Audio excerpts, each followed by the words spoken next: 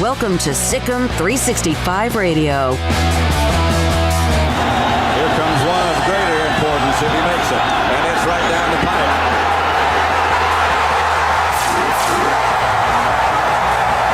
Adam Vinatieri. No time on the clock, and the Patriots have won Super Bowl 36. Unbelievable. Sikkim 365 Radio is presented by IdealMRI.com. High-quality MRIs for $497 or less. IdealMRI.com. Your health is important, so is your budget. And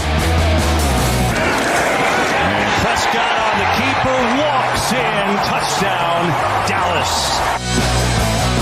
The 3 o'clock hour is sponsored by Waco Custom Marketplace. Meats, sweets, Texas treats, and a cut above the rest. 425 Lake Air Drive, Waco.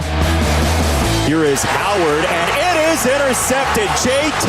Woods rips it off for Baylor. Inside the 10, and a first and goal for the Bears on our first turnover. Now here's David Smoak, Paul Catalina, and Craig Smoak. All right, here we go on this Tuesday afternoon. Got a text from late last night that I want to share about just the way the expanded playoffs might occur. And again, it's realignment, the expanded playoffs, how it all affects each other, plus a couple of interesting quarterback notes. Paul's had a couple of top fives, but there's a couple of starting quarterbacks that have been announced. And then yesterday I asked this question. Good afternoon on Sikkim 365 Radio and 365 Sports on YouTube. We've already had some of you check in from the UK. Good evening to the UK, and also from Oklahoma and Pennsylvania, and of course Texas as well. Brett McMurphy said this: which of the top 10 teams will finish unranked every year for the past 20 years, or 19, except 2019? At least one preseason top 10 team finished not out of the top 10. Ladies and gentlemen, they finished outside the top 25. So among these 10, Alabama, Oklahoma, Clemson, Ohio State, and Georgia. Texas A&M, Iowa State, Cincinnati, Notre Dame, and North Carolina. Every year but one for the last 19 years, one of those 10 has finished not outside the top 10, but not ranked at all at the end of the year. This is a tough one. Because it's like that NFL thing. Every year, 4 teams that make the playoffs the following year, they do not. It's like happened for the end of time. I'll give you another note. You guys think about it. There has been at least one team every year in the past 29 years, with the exception of last year, which was a screwed up year, and 2011, that started the season unranked but finished not in the top 25, but finished in the top 10. So that's for anyone outside of the top 25, which includes, for example, Oklahoma State and TCU close by, among some other teams as well.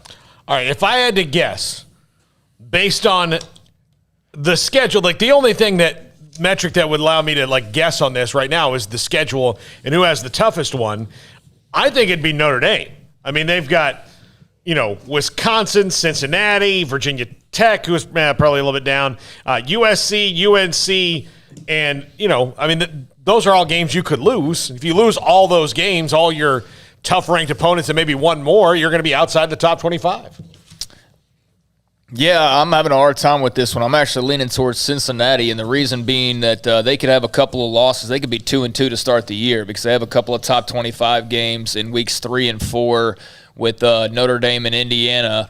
That, to me, means that you could possibly fall out of the top 25, and then, barring you going unblemished the rest of the way, which is doable for Cincinnati, although, UCF, SMU, maybe somebody else jumps up there. Navy could give them another loss. I think 3 losses for a Cincinnati would probably keep them out of the top 25. 4 would assuredly keep them out of the top 25. Now, granted, they might not lose to both Indiana and Notre Dame, but just for me, not looking at every single schedule and not really needing to, like, I'm not expecting Oklahoma to finish outside the top 25. I'm not expecting Alabama or Clemson or Ohio State or Georgia or, on and on and on. But yeah, I think I'd go with Cincinnati just because I think with all the other schools are bigger and they're going to get more benefit of the doubt. So if I had to put some money down, this is not a wager I'd put a lot of money on, but if I had to put a $5 down, then yeah, I guess I'd go Cincinnati. All right, so that's one. So you want the other one? Who's that? I'll say, and it's the team that, it's gotten the most votes outside of the top 25. So wait a minute. You said who did you say Notre Dame? Notre Dame. You said Notre Dame, yeah. And you said Cincinnati, okay? Yeah. And so I'll say the team that's outside the top 25 now, and look, they're barely outside of it with 145 votes, which is 4 less than Ole Miss, but Utah. I think Utah has a good shot of going on a tear and winding up in the top 10. Look, they've got a tough one at BYU, which is a rivalry game, at USC, tough. Arizona State, if Jaden Daniels continues to grow, that might be a tough one. But outside of that, and Oregon at home, they could wind up in the top 10.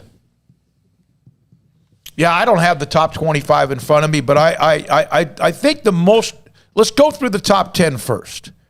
So you is Cincinnati and Notre Dame. There's a Notre Dame fan, the 202, who is incredibly passionate about Notre Dame and feels like, and there have been times prior to the last 3 years, they've been to the playoff 2 of the last 3 years, and it seems like there's a perception that they are always overrated. You do hear that.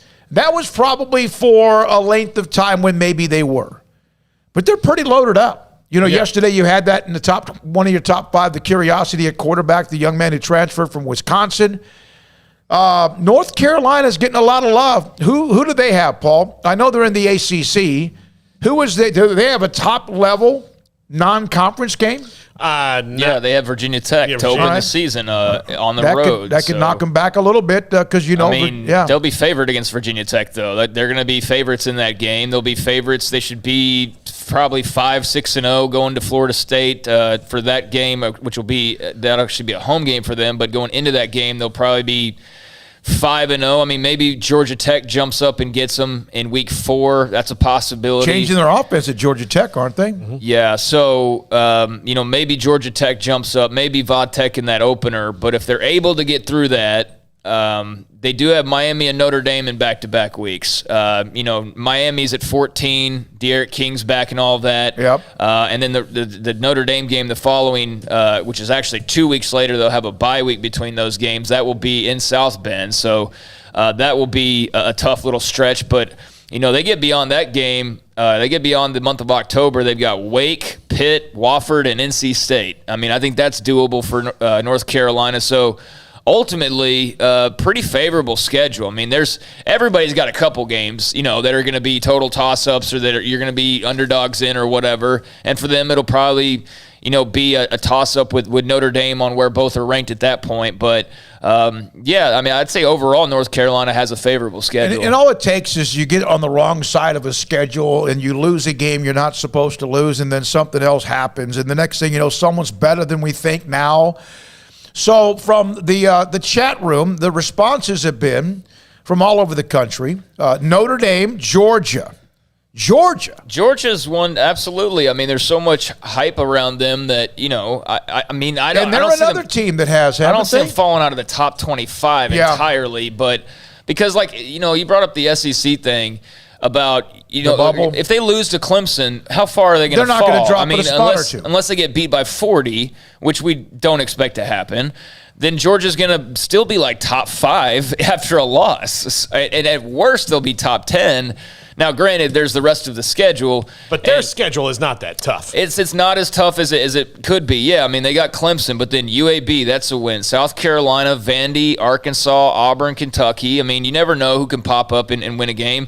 But the only ranked game on their schedule right now, Georgia, the only ranked game right now, we know this will change, but it is Clemson to start off with, and then it's all the way until the last weekend of October against Florida, who's a top 15 team right now, and that's it. Yeah. That's it. On their schedule currently. Now, again, that will change, obviously, because you're not going to go a whole SEC schedule and only play one ranked team.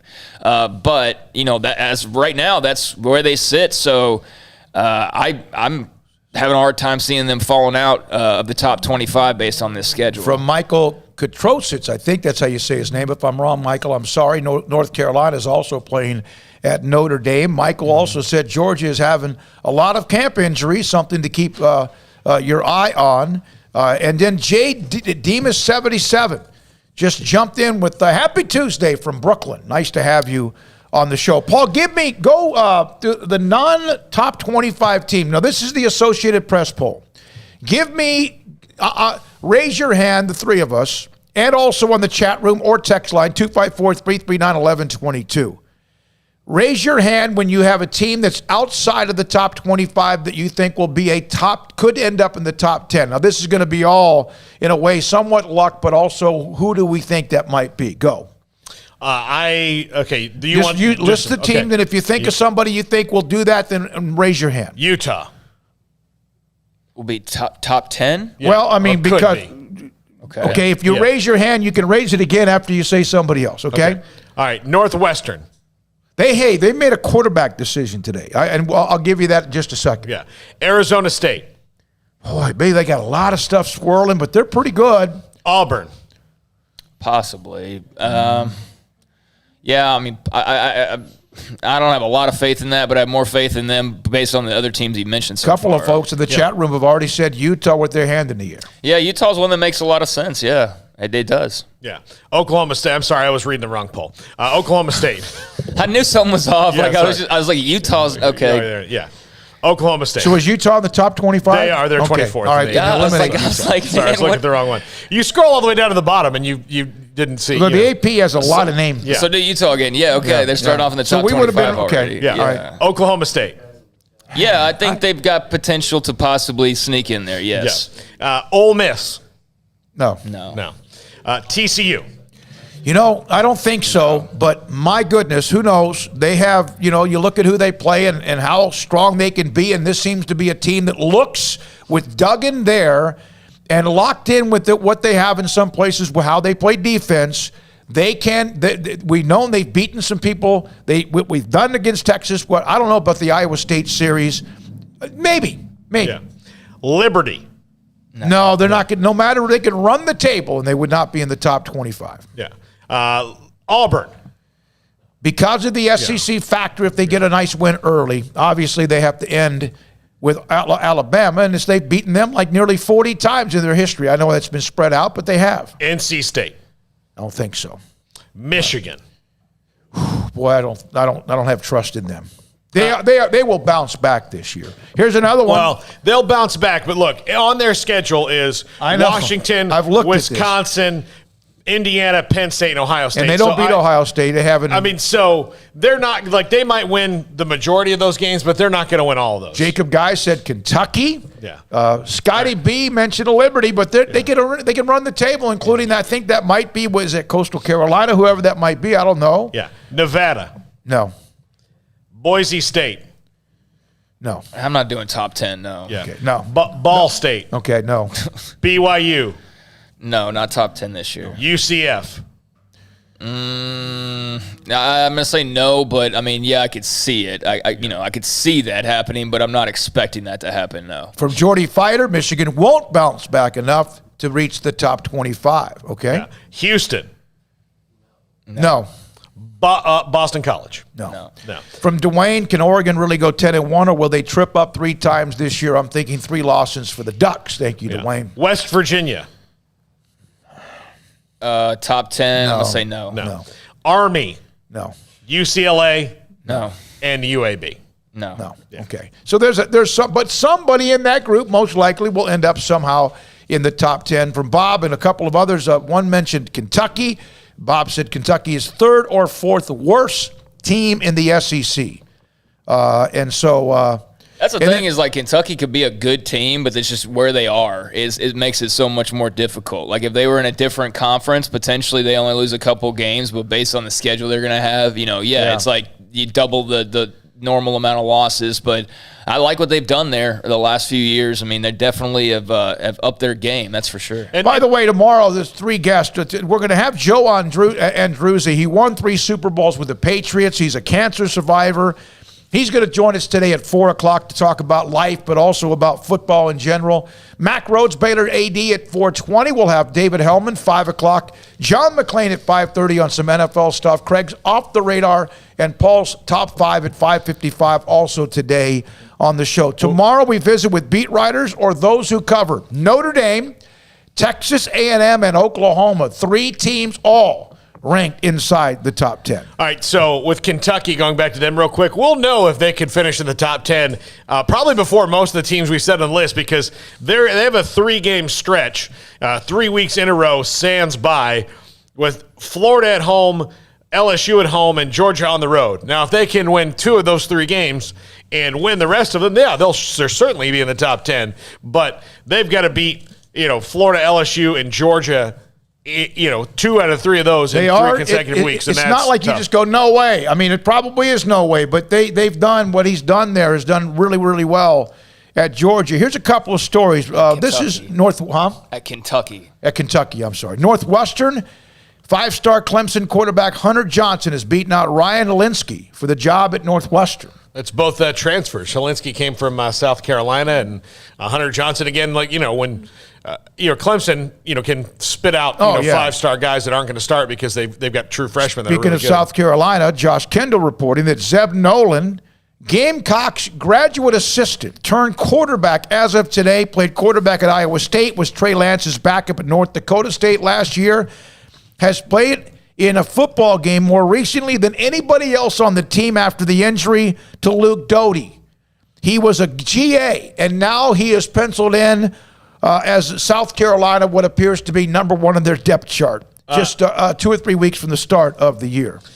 He's a big dude, Zeb Noland. I remember when he played a couple games for Iowa State. He was right before Brock Purdy took over. Well, that's pretty good backup, Jill, right there with Brock Purdy, who we know is very good, and obviously Trey Lance might start for the 49ers this year. Yeah. All right? So, all right, so there's a couple of college football notes to get to as well. Here's a text line. This is from the 509, the solution for college football, automatic bids for all conferences. Now, let me ask you this. When they mentioned the expansion, which I don't know if that's going to be delayed or not, didn't they say every Power 5 team gets a team in?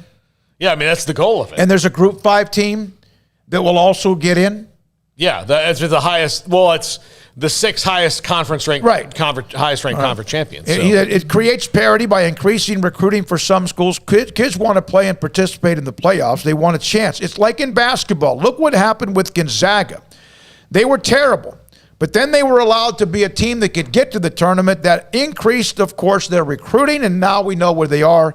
Second best this past year with Baylor. And in basketball, you can dream. You can be Stephen F. Austin, or you can be what was Gonzaga back in the day, or whoever, George Mason. And still, even if you aren't an alpha dog with money and revenue and facilities and whatever else, you can still have a chance to dream of winning the national title in football. That, of course, is pretty much out the window. So thanks for the text from the 509. All right, the number to call today, 254-339-1122, 254-339-1122. Lines are open this entire first hour, and then Joe Andruzzi will join us, former Patriots, 3-time Super Bowl champion, will join us today at 4 o'clock. Anything else? You guys have anything else? Tim Tebow. Paul Catalina, look at that just vicious smile, was released today by Jacksonville. I don't know why anybody would be surprised by this. I mean, who's surprised? I think there's some people that I was more surprised that they signed him than I asked that he was released. Yeah, I think the only surprising thing that he didn't make it through the first cut, just because maybe you want to see a little more from him. But after that preseason game the other night, not only can he not block, he clearly doesn't really want to. And look, he was a quarterback for his whole career. Like, he's never had to do it in his life. You can be a tough guy quarterback and never have to block. So, yeah, I'm not surprised. Also, he's 32 years old. So, I mean, it's hard to do what he was doing. And, it's over and we don't have to talk about it anymore. All right.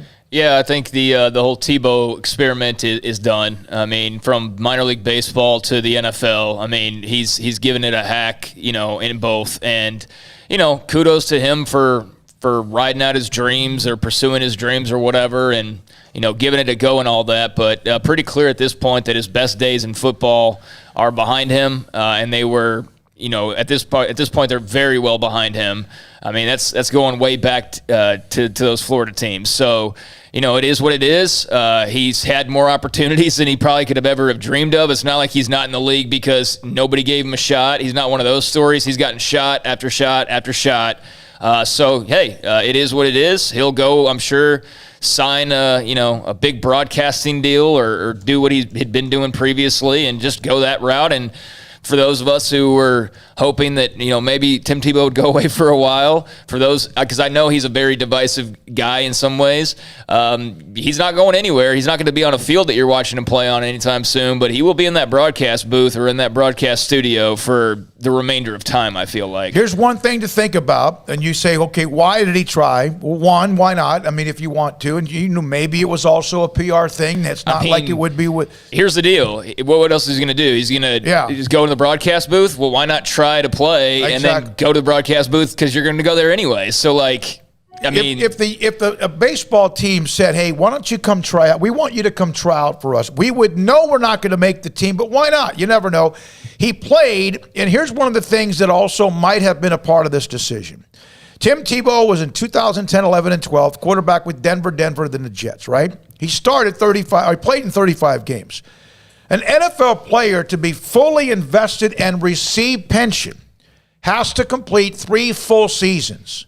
So let's just say somehow he would have made the team 10 years or 9 years after his last year and played 8 or 10 games to get himself to possibly fully invested, and then he gets retirement, which is maybe, I don't know how much it is per year. About $20,000 per year. Yeah. Well, wasn't he already 3 years? He had played 3 full years. Yeah, you just said 3 full years. He played in 35. I don't know if 16-game schedule. But if he's on the roster. Well, I don't know if that was the case. I mean, it's a total number of games. I mean, 48 games. I don't know if that's the case, but so that's just something I looked up. And I mean, I think based on this, I mean, they went from 4 years to 3 years, so I'm pretty sure he's got pension. Like, he was in the league for 3 years, so if it was still the 4-year rule, maybe that would be more in question, but I'm pretty active roster for 3 full years, which I don't know if one of those years he was released early and or signed late. Don't know. I'm just throwing that out as a possibility.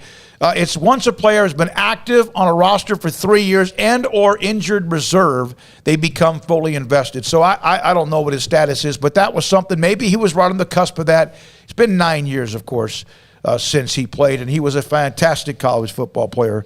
We know that. All right, 3:22 is the time. Line open at 254-339-1122 if you'd like to call in on the question about which of the teams in the top 10, AP top 10, and I can go over them again if you want to when we come back from the break, do you feel which one is most likely to continue the trend that's like only once or twice in 20 years outside of the top 10?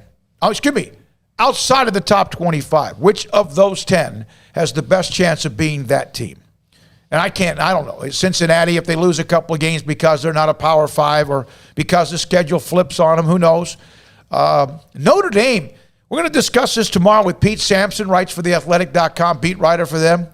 You know, I have somebody back and forth with me on the text line. The Notre Dame fans are getting kind of a little bit upset that they continue to be thrown in that group with teams like Texas or maybe others that are annually overrated. They've been in 2 of the last, 3 playoff Final Fours. They're pretty good. They beat Clemson last year. And so we'll talk with Pete about that and also get feedback from Notre Dame fans as well. This is Sikkim 365 Radio and also 365 Sports on YouTube. Impact Research Institute excels at patient-centered, cutting-edge clinical trial, world-class research studying, personal touch with over 2 decades of research experience. What do? They try to help you, or they try to make sure you do not have fatty liver disease. In the Waco area, raising awareness on the conditions that increase the risk of non-alcohol fatty liver disease such as diabetes, obesity, high blood pressure, or high cholesterol. And whenever detecting a potential problem, Impact Research Institute and Dr. Gunn and her staff can extend effective care and also treatment options. Dr. Gunn, medical director and president of the clinic. Also, by the way, they will get you liver health screenings, and you can get those at Ideal MRI, where they get the screenings. And then if, in fact, you are in the program, direct counseling with a physician or licensed provider, opportunity to participate in clinical trial with compensation if you qualify, and access to sophisticated diagnostic imaging and assessments at no charge. Fatty liver disease is something that you don't want to mess with. And it's not just somebody who may be 45 or 60. It could be anybody. Could be somebody 20 or 75. It's Impact Research Institute on Fish Pond Road in Waco. Since its inception, Pickup Outfitters has remained politically neutral. We love trucks of every persuasion, not just red and blue ones. But people keep asking us where we stand, and for this one time, we're going to break our neutrality. We oppose any government intervention or legislation to end truck nudity. We believe in the American right to drive nude vehicles. We think it's disgusting. We fight it every place we can, and we want to end it, but we want to end it the right way, peaceably. Therefore, we call on Congress and President Biden to respect the rights of truck owners. Our founding fathers didn't own a truck, but if they did, I bet they would have put a bed cover and running boards on their truck. The right to keep and bear your truck the way you want is fundamental to the fabric of this nation, and we believe in that right. So we urge you to come and take it at Pickup Outfitters, 220 Lake Air Drive in Waco. On the web at createacommotion.com. At Ideal MRI, we feel blessed to be a part of the Waco community. We're a small family business right here in Central Texas, and our goal is to bring down the cost of healthcare while maintaining high quality. At times like this, the cost of healthcare has never been more important, and unfortunately, significant illnesses and injuries still occur. That's why Ideal MRI is open and here to serve you through the difficult time. We offer premium MRIs just like a hospital with state-of-the-art technology and specialists, but you'll pay less. Sometimes thousands of dollars less, whether you're using insurance or not. At Ideal MRI, we accept most insurance and there are no hidden costs, even offering financing if that's needed. Everything included in the price, and you'll not get something as a surprise in the mail later on. If you need an MRI, ask your doctor about Ideal MRI. They'll know. You can schedule an appointment safely from home online in minutes at idealmri.com or give us a call, 833-IDEAL-MRI, idealmri.com. Life is back on, sports bettors, and BetUS has your NBA, NHL, Major League Baseball, UFC, PGA, and yes, NFL betting lines up for their 27th year and live betting on all of it. Log into BetUS.com or call 800-792-3887. That's 800-79-BETUS. BetUS for 125% bonuses with promo code SICK'EM125. Customer service pros are ready to get your phone, social, and online sports betting kickoff started now. Play with the proven mainstay in the industry. BetUS. You bet, you win, you get paid. BetUS.com. Use promo code SICK'EM125. It's time to fire up the grill, heat up the oven, or get that deep fryer going to enjoy the top quality products at Waco Custom Marketplace. Order 30-pound sacks of live crawfish by 6 on Wednesday. Pick up on Friday afternoon after 2 or Saturday. Enjoy the weekend. 30-pound sacks of live crawfish available right now for $4.25 a pound. Find all the crawfish boil ingredients you need, including red beef potatoes, sausage, corn cobettes, and Louisiana boil seasoning. Make your order for live crawfish by Wednesday at 6. Pick up on Friday after 2 or all day Saturday and enjoy the weekend. Waco Custom Marketplace, your home for fresh baked kolache, cinnamon rolls every day. Butcher shop to cut your steaks the way you want. Fresh seafood, summer sausage, boudin, house cured and smoked bacon, spices, seasoning, soup mixes, and more, and weekly gift boxes for any occasion. Waco Custom Marketplace, 425 Lake Air Drive in Waco, or WacoCustomMarketplace.com.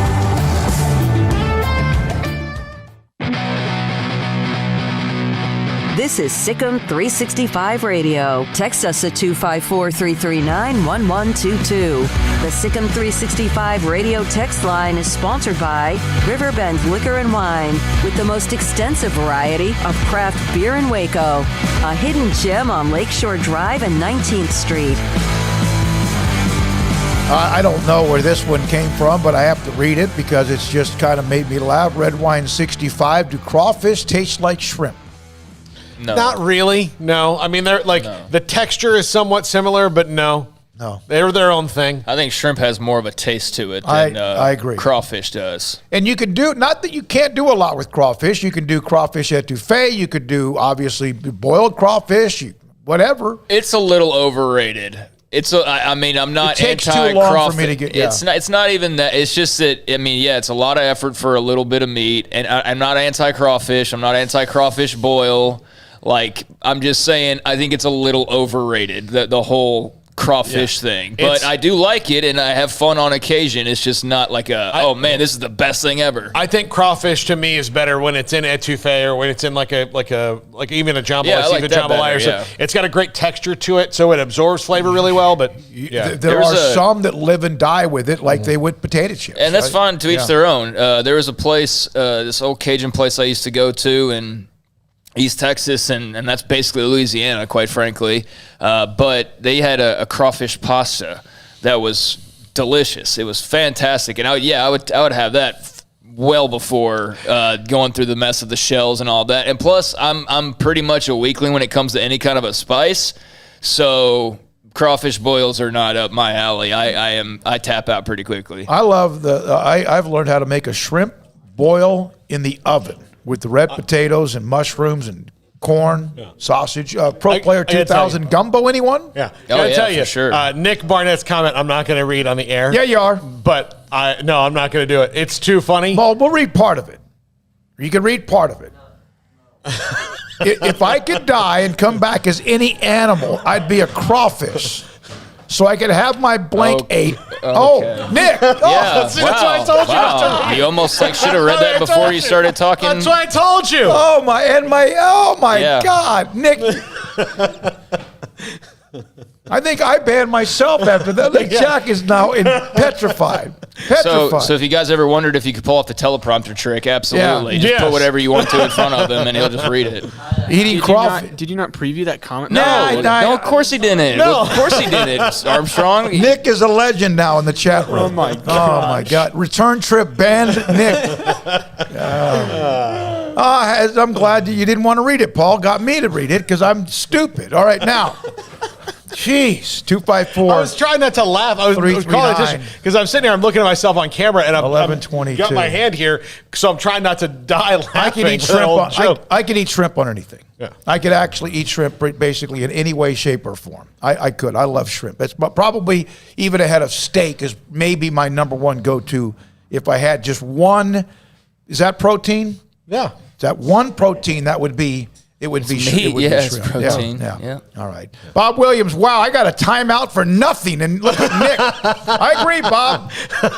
I'm going to ban Nick for a minute. Oh, everybody's got the laughing emoji. All right, now Nick is now a chat room legend. Guys, I'll just tell you, it's not even in the top 10 worst thing that Smokey's ever said on the air. And here's the deal. We're on the internet. We can say whatever we want right now, and nobody's going to fine us. Yeah. But he said some things when we were on the actual terrestrial radio that, man. Unity admin, I'll never look at crawfish the same again. Yeah, no kidding. Yeah, thank you. Thank you for that. All right, Paul, what do we have? 254-339-1122. Let's go to the phones and someone who'll never say anything weird. T-Rex, you're on the Bet US caller line on SicEm 365 Radio. Thanks for your call. What's up, T-Rex? Hey, guys. It's for once, it's not a beautiful day. It is pouring down rain here in Fort Worth. But, hey, you know what they say, rain makes corn, and corn makes, well, good old whiskey for tailgate. So, anyways... I just want to, you're talking about the top 25, who's outside of the top 25, who's going to make it in the top 10 or, whatever y'all are talking about. I've been kind of half listening while getting some work done today. You know who I think is going to be in the top 10 and should be actually number one? That's going to be our good old boy, Jack McKenzie, because talk about his soccer coverage. I just want to give him a shout out. I don't know if he's actually in the studio right now, but if you are, Jack, or if you're listening, man, keep up the hard work. Hopefully the budget is big enough to keep you on, because that's some great coverage there. That's all I got to say, other than Baylor's going to end up in the top 10 after we run through the Big 12 like Smokey runs through a plate of crawfish. SicEm Bears, I'm out. Thank you, T-Rex. And Jack is here in studio, as is Hayden, A-Rob, and also Armstrong. I'm going to tell you right now, man, we are less than 2 weeks out from the first game now at this point. And for Baylor, I mean, if everything goes as well as it possibly can, which is the case for like every college football team, then yeah, they could end up in the top 25. But I'll tell you right now, this whole quarterback situation is starting to make me just get a little bit hesitant about my optimism. And I've been optimistic about the changes made this offseason with the coaches and also some of the players they brought in, like Siaki Ika and, a couple of additions on the offensive line. But, if you listen to Dave Aranda on Saturday and, just kind of parsing through the comments of the wide receivers, like there's not a guy standing out. There's not a guy. And so you've got a handful of guys and no one's emerging, and they've had all offseason, they've had all of fall camp to this point, which is only a couple weeks, and they've got another week and a half to go. But really it's like a week because game prep's going to start soon. So yeah, I'm starting to get very curious about this starting quarterback spot and why it seems like, no one has just grabbed the reins. And at this point, Gary Bohannon's a veteran. I would have expected him just by default to have really done that. Jacob Zeno, and I said this on the podcast earlier today, for all of you that were clamoring for him to be named the starter over Charlie Brewer after throwing a couple of passes in the Big 12 title game, what's he done since then? Nothing. Blake Shapen's young. I wouldn't expect him to win the starting job right now, but he's still in the mix. And then we know like Kyron Drones isn't even involved. He's going to redshirt, but you got these three guys, and at least, like, okay, a team, whoever you mentioned earlier, they name a quarterback today. Another team names a quarterback today. I'm not asking Aranda to name a quarterback in the next, day or two, but shoot, man, 2 weeks out, I would like to at least feel like somebody is ready to grab the reins and lead this offense, and I don't get that vibe right now. And I don't see it as something because all two or three are playing at a high level, and you cannot make the decision. I think one day it's somebody. I think the next day it's somebody. I think right now they don't know. I could be wrong. Maybe Jeff Grimes and Sean Bell do know. I agree with what you both just said, and I think this, and Craig, you might have said this a couple weeks ago, but whoever the starting, to me, in my mind right now, I think whoever the starting quarterback is week one doesn't matter.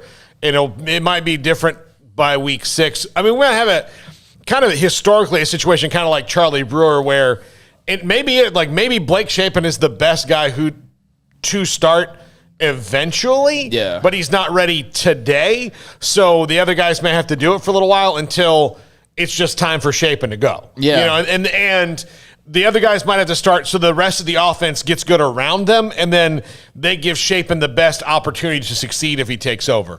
Or whoever that is, that might be one. But I think it might be Blake Shapen eventually. I just don't think it's going to be Blake Shapen game one. That's going to be Bohannon or Zeno. And, you would just think that by now someone would have maybe stood out head and shoulders above, and it's not happening. No, not yet. No, and I don't get the sense that it's going to change in the next couple of days either. So yeah, that's just something that's been kind of lingering in my head for a couple of days now in regards to Baylor. And look, I'm still very optimistic about this season, but that's a position that's kind of important, and there doesn't seem to be any clarity coming in regards to it. So we'll see what happens in the next couple of weeks, I suppose. Humus Hero. Why are you Texas boys so obsessed with this alliance? I get it. Baylor's going to get relegated to G5, but move on. Well, one, we had a writer on who had the story about the alliance. It's news in college football, but obsessed, losing sleep over it. I haven't lost a second. I mean, he must be talking to people in the chat because we're not even we haven't even said the word alliance on the show today. Yeah. So he must be talking to people in the chat. If he's talking to us, then I would ask the question, why are you in the chat room of the show talking about it? But I mean, I can't see how he would be because again, we haven't brought it up in any way today. But by the way, it's funny that word's hummus.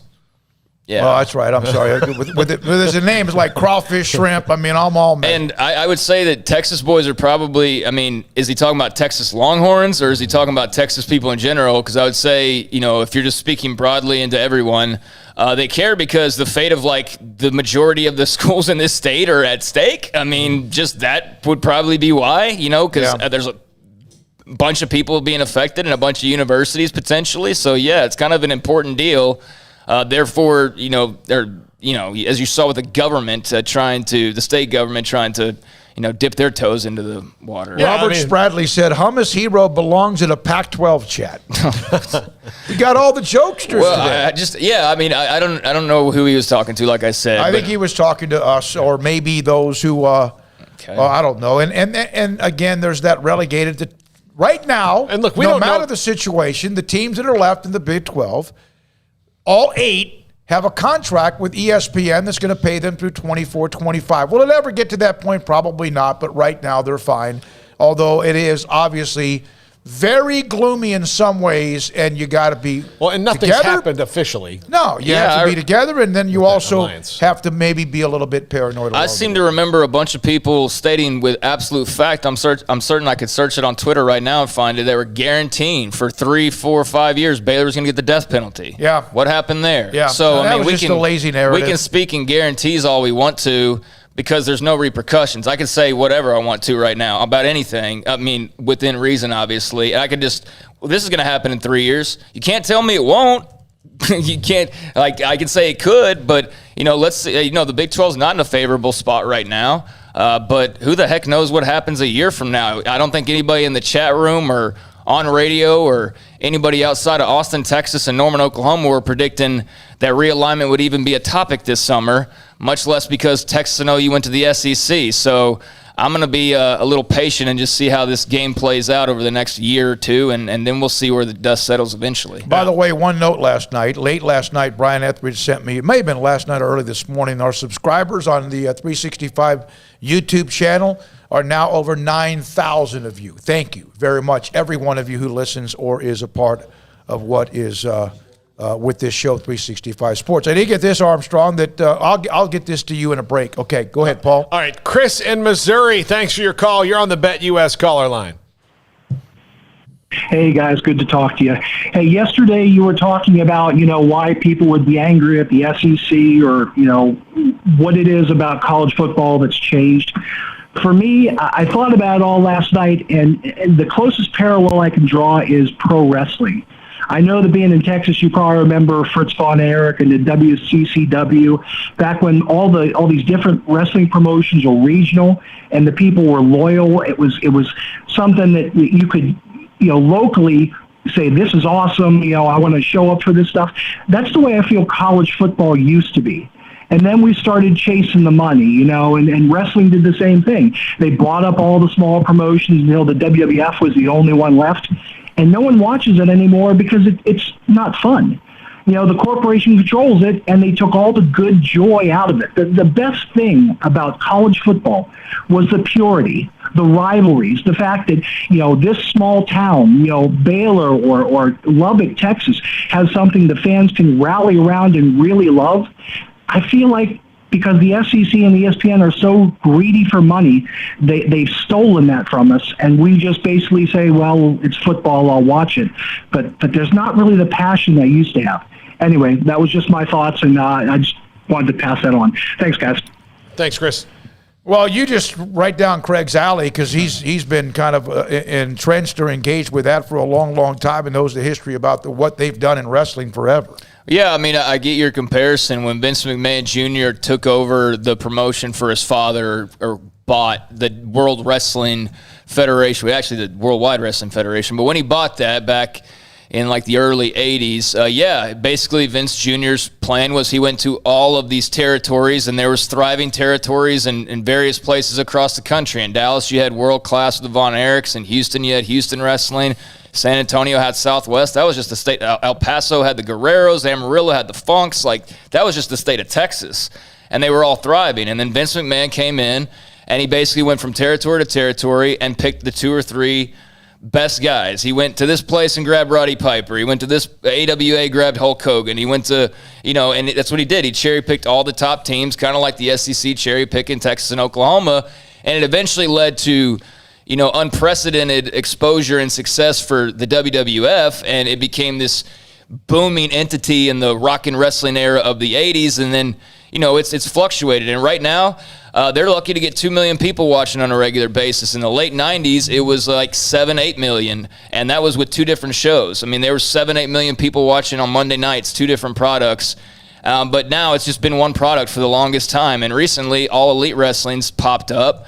They're getting like 1 million a week, but it's a struggle to start brand new. And so, to your point, it is similar in the cherry picking sense, and in that it waters down and kind of ruins everything else because you take the star power, you take the attention, or you take the incentive into watching these other brands, and it's no longer there. So you're just left with one option, and if you don't really like that option on any given year, then you have no options. So that's why a lot of people have just quit watching wrestling, period. I mean, millions of people in the last few years because they don't like the one option they're given, and that is a risk that the SEC, if that's how it eventually happens, that the SEC or whatever big alliances there are, maybe that does happen. I would absolutely expect that there will be some fans that no longer are college football fans. Many of you in the chat room agree with Chris as far as the analogy. In fact, Robert Spradley, the missing link, the one-man gang, Iceman King Parsons, gentleman Iceman Chris King Parsons, yeah, baby. Chris Adams, gorgeous Gino Hernandez. Damn, he has a good point. King T, well said, Chris. Yeah, no, it's a great point. I mean, that's what Vince Jr. did. He went and took all the top stars from all of the companies. He basically double-crossed every promoter that he ran into because he was on their level, and then he saw an in, and he basically went and just stole stars from people who were his buddies and, broke away from the NWA, which was an alliance, kind of like the NCAA. He broke away and started really his own thing, and rubbed a lot of people the wrong way, but it made him super successful. So, just me talking, I'm kind of thinking of both situations and wow, there are a lot of similarities here. From Woodchuck Nation, and then a break. The SEC is now the NWO, but way less as cool. From Richard McKinney, the Mid-South had Junkyard Dog and Hacksaw Jim. Is that Duggan? Yeah, Duggan. All right, when we come back, thanks for all of your chat and text and the calls, but we're not done. 254-339-1122. Vince went to Mid-South. He got Duggan and JYD, brought him to WWF. Mid-South wasn't around for a long time after that. I'm going to check your blood pressure is going to be great right now because that's right down your alley any time with that. All right, when we come back, more in this 3 o'clock hour. 3-time Super Bowl champion, cancer survivor, former Patriots offensive lineman Joe Andruzzi. Hey, he'll join us today at 4. And this is Sikkim 365 Radio. Richard Carr, Buick GMC Cadillac. Got a lot of great deals going on right now over at Richard Carr, the summer savings event. And they continue to try and make all the great deals possible for you. Great customer service, great offers as well. And, of course, they are the dealership where if you don't feel, especially now, we know what's going on with COVID and all that other stuff, but if you don't feel like getting out, you're one of those folks at the moment, but you're still in need of a new ride, they can set up a test drive for you without you ever even coming over to the dealership. But first things first, the offers. Advanced technology, responsive power, exceptional agility, all of those are combined in the new Cadillac to bring a smile to your face on every drive. In a Richard Carr Cadillac, they will find the right Cadillac model for you, whether it's a smooth and powerful CT4 sedan starting at only $33,395 or an XT4, XT5, or XT6 lineup of SUVs in the style and size to fit your lifestyle. You can also get back on the road with the space, safety, and luxury of a Buick. Right now, well-qualified buyers get 0% financing for 72 months on most 2021 Buick SUVs. And Richard Carr is also loaded with premium pre-owned cars and trucks, all of them priced to move during the summer savings event with multiple cars and trucks priced to get you back on the road this summer. And each pre-owned vehicle goes through a 172-point inspection before it even hits the lot. With dozens of lenders, Richard Carr says yes when others say no. 100% credit approval is always the goal. And if you're here in Waco, Central Texas area, Richard Carr's your local hometown dealership, so give them a chance to earn your business with great prices, free oil changes on new cars and trucks, and superior service after the sale. So come by, take a test drive at the dealership, or ring them up, and they will bring the test drive to you. It's a summer savings event going on all month at Richard Carr, and they are owned and operated and run by loyal and proud Baylor Bears. Make this a summer event is going on now at Allen Samuels with the all-new 2021 Jeep Grand Cherokee L, now arriving and in stock. This beautiful, rugged third-row seat carries the prestigious Jeep heritage. The 2021 Jeep Grand Cherokee Laredo, with values of $3,500 or 0% for 48 months, plus $2,000 in bonus cash. Allen Samuels. Come by. Let's be friends. See dealer for details. All offers have credit requirements. Boots add protection. Good boots help you climb better and move forward faster. And when your son or daughter steps into the boots of a U.S. Army officer, they also learn how to lead. In these boots, they'll gain more confidence with expert training in one of more than 150 occupational specialties. In these boots, they'll stand a little taller and lead a team with diverse backgrounds and areas of expertise to successfully accomplish whatever challenge comes next. In these boots, they'll earn respect with valuable experience from day one that will give them solid footing for success into the future. Highly qualified candidates who earn a spot on our team can receive comprehensive health care coverage, college tuition assistance, and a bonus of up to $40,000. See all the things your son or daughter can achieve in our boots at GoArmy.com. U.S. Army Waco Recruiting Company, 254-598-8131 or 254-776-1543.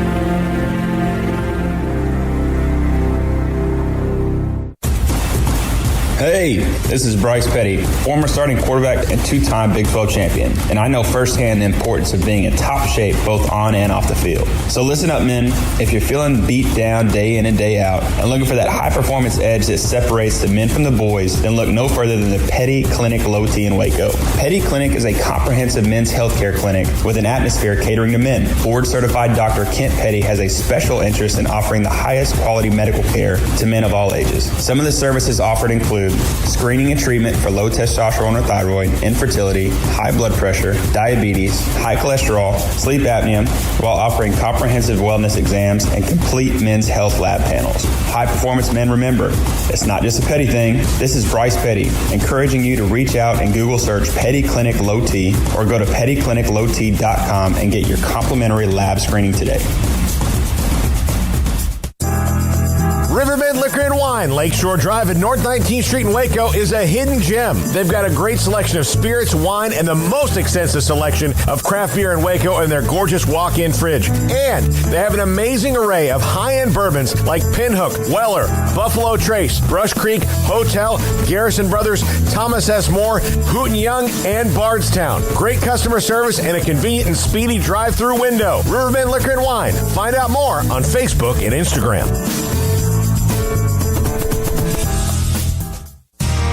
How did Edward Jones become one of the biggest financial service companies in the world?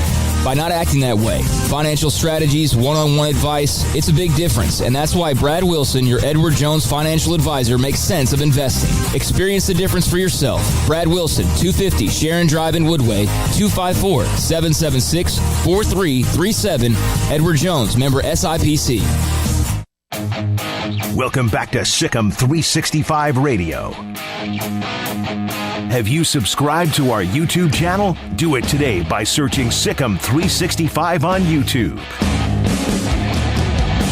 All right, we have two calls. 4 o'clock hour, Joe Andruzzi, 3-time Super Bowl champion, cancer survivor, then Mac Rhodes, 254-339-1122. All right, Robert in Norfolk, Virginia. You're on the BetUS caller line. Thanks for your call.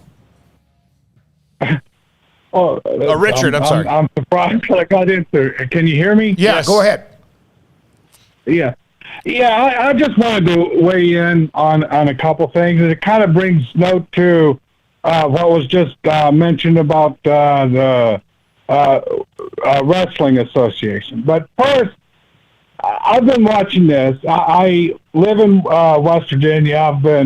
I've followed West Virginia football pretty much my entire life. And so this might be coming to heart. But there's been a couple of things that I've been thinking about. First, has the NCAA weighed at all on what's going on? Anybody aware of the NCAA? No. Isn't that interesting? Yeah. I mean, think of it. It seems like the NCAA comes out every once in a while, and it's really they're hiding behind a non-for-profit to protect the executives of the NCAA to receive very large salaries. So everything seems to be salary-driven. Everybody thinks that this has to do with ESPN's going and finding a way to sit there and acquire 30-some-odd schools to create this big league, and the rest of the United States is going to sit back and just watch it, just take it. If you sit there and think about what ESPN has done over the last several years under the direction of Mickey, that is Mickey Mouse, then they turn around and let go like, what was it, 400 sports announcers a few years ago? Yeah, they've downsized and they several. did that under. Go ahead. Yeah, go ahead. Now they're actually using the SEC to pull in Texas and Oklahoma to sit there and actually create a big discount. They're actually going to end up paying less money, and they're going to be showing and presenting less games, and the rest of the United States should just sit back and watch it. Yeah, I don't think that everybody's going to sit back and watch it. I mean, I think that's the thing, as we were saying a few minutes ago, with the wrestling analogy, and I know you had a point on that as well, but I do think there's going to be some fans that become disenchanted if it goes the way that people think it's going to go. Like, that's a big if, too, because we assume that it's heading a certain way based on reading the tea leaves, but we don't know for a fact that it's going to be drastically different just yet. Although, again, it does appear that's the direction that we're going. But, I think there's going to be plenty of fans who, if you're not involved, like if you're a Baylor fan and they're not involved, or you're an Iowa State fan and they're not involved, or you're a Charleston Southern fan or whatever, I mean, and so in your case, you're already not involved. But, like, if you are one of the teams that's involved right now and you're knocked down a level, so to speak, why would you be as interested anymore? Like, why would you feel the need to contribute as much as you did previously? Because that's absolutely going to be affected, and some people will lose interest if you're suddenly playing Sam Houston and you're not playing Texas. I mean, that's going to cause a difference. So, I think much like, with that wrestling analogy, millions of viewers have left. I don't know that the college football world will see millions of people leave right away or even over the first few years, but I do think the more exclusive they make it, it's not going to turn into NFL ratings. It's going to turn into lesser ratings, in my opinion. Well, I mean, the wrestling analogy maybe holds in that, like, they had their run, but eventually it changes. Matt in D.C., you're on the BetUS caller line. Thanks for your call. Hey, guys, how's it going? Doing great, Matt. No, I just want to go ahead, compound on what y'all been talking about. I think what made college football great is the rivalries, and I think that's what we've lost a lot over the years. I mean, talking about West Virginia buddies, they wish they would play Pitt. I mean, Oklahoma, Nebraska, you name it. And then with the super conferences, the more rivalries you lose, it's kind of happened with wrestling. You had your regional rivalries, and then I'm a huge wrestling fan, and I hate the product now. I mean, I think after about 2014, it just all went to hell. And so that could happen with the college football playoffs, because right now you see the same 4 teams in there. I mean, look at the ratings. This year it's going to be Clemson, Bama, Ohio State. We've seen it. That's why I think if they can get to like 6 or 8 teams and you have more parity, I mean, that's what's great about the NFL. You can go worst to first. So every year you usually have a different Super Bowl matchup and more people will watch. And if it's about ratings, you can get a little bit more parity.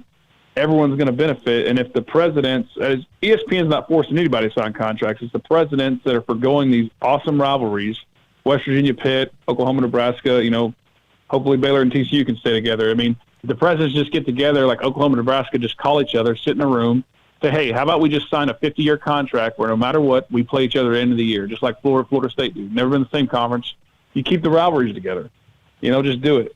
And and then going back to I was listening to a gentleman on Sunday afternoon, old college football analyst, talking about how great the BCS was back in the day, because even though you only had the two teams playing for the national title, almost each BCS game felt like its own mini national title, like you were playing for something. Where now, if they keep making it more exclusive, just CFP or bust, we're seeing it now. It's all going to it's not going to what we want it to be. And my last point is for my Mount Rushmore of wrestling for Craig, I got Cena, Hogan, Rock, and Austin. Thank y'all, gentlemen. Thank you, Matt.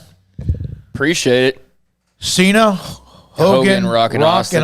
Yeah. I like Wahoo McDaniel myself, but I know he wasn't a big deal. He actually was for that time period, and that was also the territory days, so he was not big national. But, I think you got to put Cena on there. I'm not a huge Cena fan. The other 3 can't really argue with. Everybody's would be different. I think you got to have Flair on there somewhere. Flair, Hogan, Austin, Rock would probably be the one off the top of my head, just in terms of with it. But Cena probably is over Flair now at this point. So that's a solid Mount Rushmore for sure. But the one thing about the rivalries though is the SEC can turn around and say, "What are you talking about? We're taking away rivalries. We've reignited them." Texas, Arkansas, Texas A&M, and probably created some new ones like Texas LSU, A&M LSU. It's become a really good one over the last few years, and there will be others that sprout up, like a Texas, Florida maybe, or an Oklahoma, Georgia. So, the rivalries, some of them might be ending, but some of them are reigniting. So I think that kind of cancels each other out. But the overall message that you have there is, I'm with you, and I think we repeated that and echoed that throughout the last few weeks. Of it's losing some of its charm, getting a little too businessy and a little too corporate, and it's kind of been going that way for a few years now. But because of the moves made most recently, it really feels like that now. It's not just this is kind of what it's turning into, or this is sort of what it is. And it's like, no, it feels like it's heading in that direction. And I think it's just a direction that makes a lot of people feel kind of icky, about the sport, or maybe not nearly as in love with it as they once were. When we come back, Joe Andruzzi, 3-time Super Bowl champion, former Patriots offensive lineman, Mack Rhodes at around 4:20, and this is Sikkim 365 Radio. The First National Bank of Central Texas, 5 locations right here at home. Waco, Woodward, Hewitt, China Spring, Martin, and Hillsboro. Here to help you, your family, and your business, whether it's great times or tough times. All of us need a bank we can count on. Great people with great technology dedicated to their customers and helping our area grow. Safe banking in person. Use their online and mobile apps and convenient drive-thrus and ATMs at all locations. They've got great products like First Free Checking, the First Mobile app, First Deposit, Secure Lock Equip, and Instant Issue Debit Cards. The First National Bank of Central Texas, 5 locations right here at home. Y'all listen up. Let me tell you something about group meals from Rudy's Barbecue. It's got all you need for all the folks you gotta feed, smoked meat, sides, and more. There's everything down to the tablecloth, just like the one that you see at the store.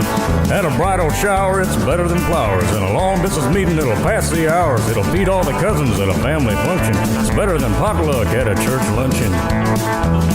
Next time you need to feed 10 or more, call and order a Rudy's group meal. Next in line. Hi, Mark Mark Stewart here with Bird Colgin Ford. Score big with midway football and Ford trucks. It's time to catch football fever and find the perfect Ford truck for your next tailgating party. The Ford F-150 has been America's #1 selling truck for 44 years, and Bird Colgin Ford has the perfect truck for you to drive to your next football game. Enjoy the game. Enjoy the ride. Enjoy the many truck choices at Bird Colgin Ford. Visit us anytime at bkford.com, making buying your next Ford simple at BK Ford. Do you or your kids get nervous about going to the dentist? Stonewood Dental, Dr. Steve Childress, he can help. I've spent a career taking care of patients who as children had bad experiences, and now they're adults that hate going to the dentist. If I get a kid at 3 years old and they come every 6 months and it's a happy experience, it's normal for them. Now they have an accident at 6 or 7 or 8 at school.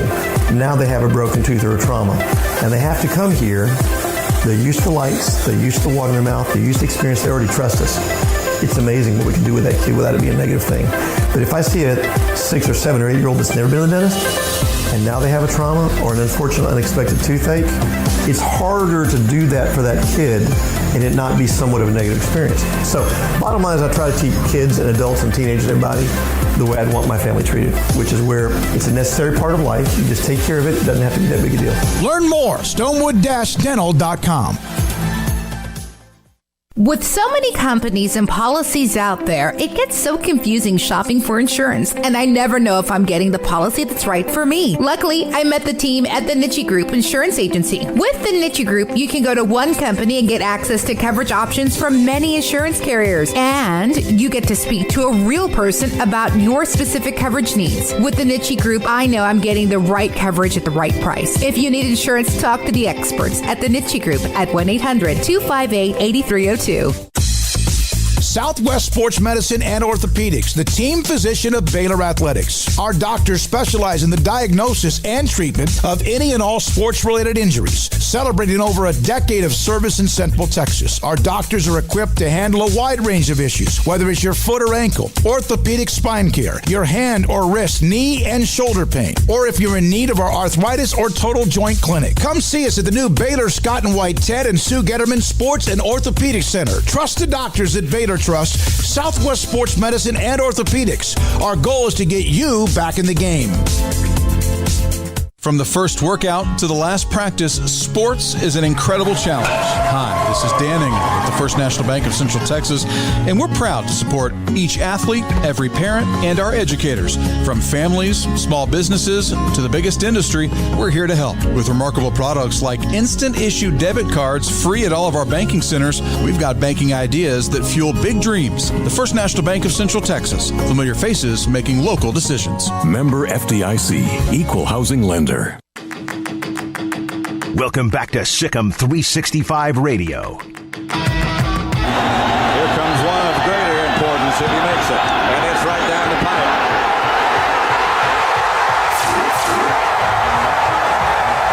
Adam Vinatieri. No time on the clock, and the Patriots have won Super Bowl 36. Unbelievable. The 4 o'clock hour is sponsored by Boozer's Jewelers, the wedding ring store, specializing in custom jewelry and repair, all in-house. Now, here's David Smoak, Paul Catalina, and Craig Smoak. All right, here we go. This 4 o'clock hour. Baylor Athletic Director Mac Rose will join us in about 20 minutes or so, but we're now joined by three-time Super Bowl champion and two-time All-American at Southern Connecticut State offensive lineman Joe Andruzzi joins us on Sikkim 365 Radio. Joe, thanks. Appreciate your time. Honored to have you as a part of the show. We just heard that highlight with Vinatieri and the Super Bowl win. Where were you at that particular time? I'm not sure. Were you on the special teams group or were you on the sideline? No, I was one of the big fat guys on the field goal team there, baby. So yeah, I was out there. We had a block for knowing Adam was coming on the field and get ready to help us win that Super Bowl that year. So it was a pretty amazing game. Overall, we're able to go in there against the greatest show on turf and be able to hold that trophy upright and, triumph with a win. Obviously, that was the first year of Tom Brady and what his career has become. When did you know he was something special, but did you ever imagine he would be this special? Who's that? Tom Brady. When did you know he I don't know that guy. I don't know that guy. Yeah. Let me tell you one thing. He is one of those guys who has got to be one of the hardest workers I've ever been around, and you can still see it to this day. He'll never say he was the best or he did this by himself, and he knows he can't do it without his team, and he'll tell you straight out. And, overall, from his rookie year when he was a fourth-string quarterback behind, let's see, I was there in 2000. There was Drew Bledsoe, John Freeze, and Michael Bishop. That's right. Michael Bishop was there. So he was a fourth-string quarterback and ran practice team, and that's it. Then he came in the whole off season. He pushed himself. He worked hard. He knew he needed to better himself and come in every day, hitting the weight room, got bigger, faster, stronger. Well, not really much faster, but that's Tom. But overall, he's a student of the game, and he studied the plays. He studied older players like Terry Bradshaw, Joe Montana. He watched all old films and trying to gain different tangibles from all these players and learn different techniques and learn different views of the defense that we're facing and our division. And when he had the opportunity, when Drew Bledsoe decided to run with the ball, which he never really did, and I think Brady still sends Mo Lewis a Christmas card every year, but that was his opportunity, and the NFL stands for not for long for a reason. And because of injuries do happen, and they happen often in the league, other players get chances and opportunities, and Tom was ready for his chance and stepped in there and rose to the occasion and never looked back. And that just goes to show a true role model on looking at him and being ready when called upon, because you don't get many opportunities in the NFL, and he took his opportunity and ran with it. Joe, what was your first encounter when you were picked up by the Patriots in 2000 after spending time with Green Bay? What was your first encounter or impressions of Bill Belichick? Well, Bill was still defensive minded at that time, and did not really have much interaction other than welcome to the team, and and then 3 days later you're starting at left guard, and that's how fast it was. And all of a sudden I'm coming from a different offense, and Dante Scarnecchia would pick me up at 5 a.m. in the morning because I didn't have a car. I just came off of the plane and went there. So whether I rented a car or he would pick me up in the morning because the hotel was next door, and he have a crash course.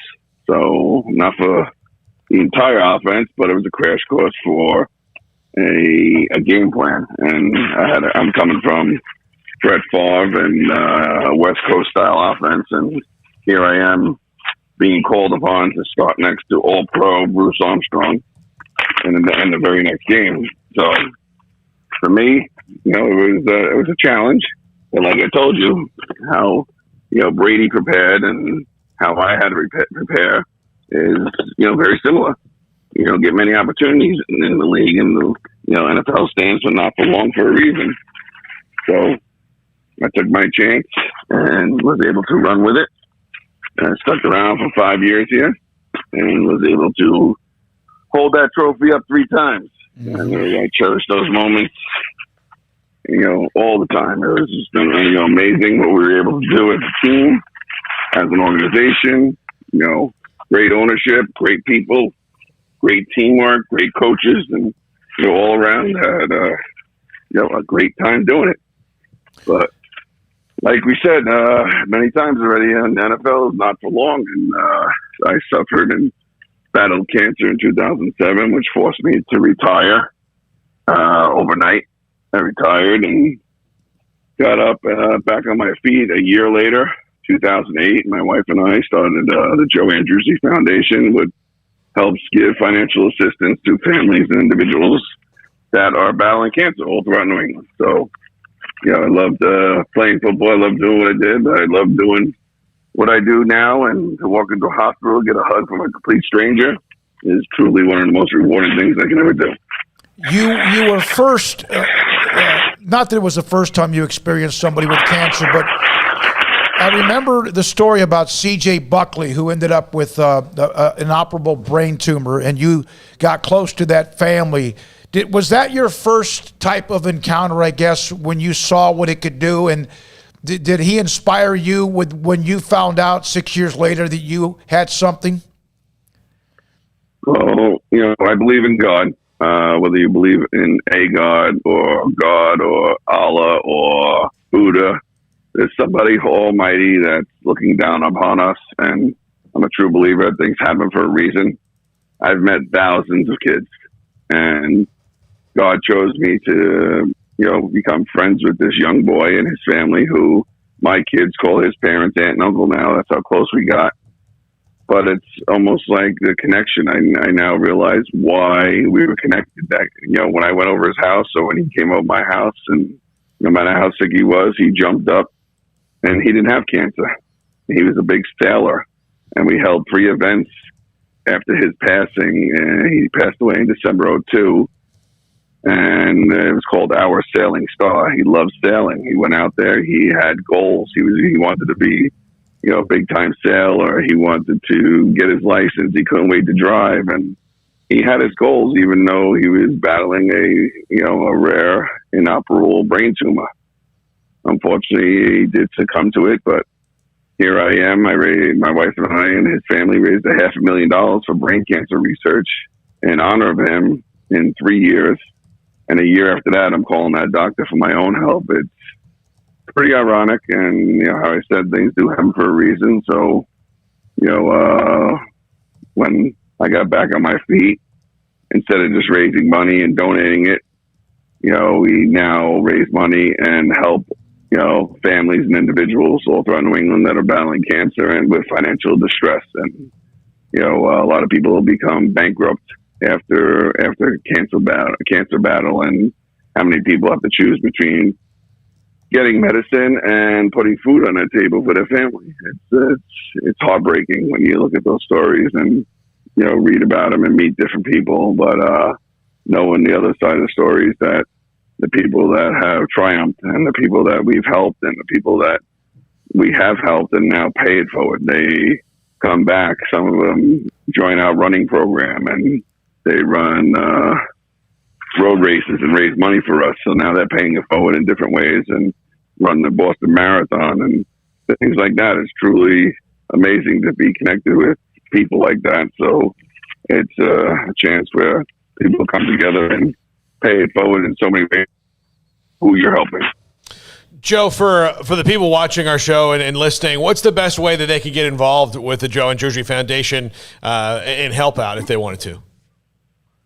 All the information online at joeandrewsyfoundation.org.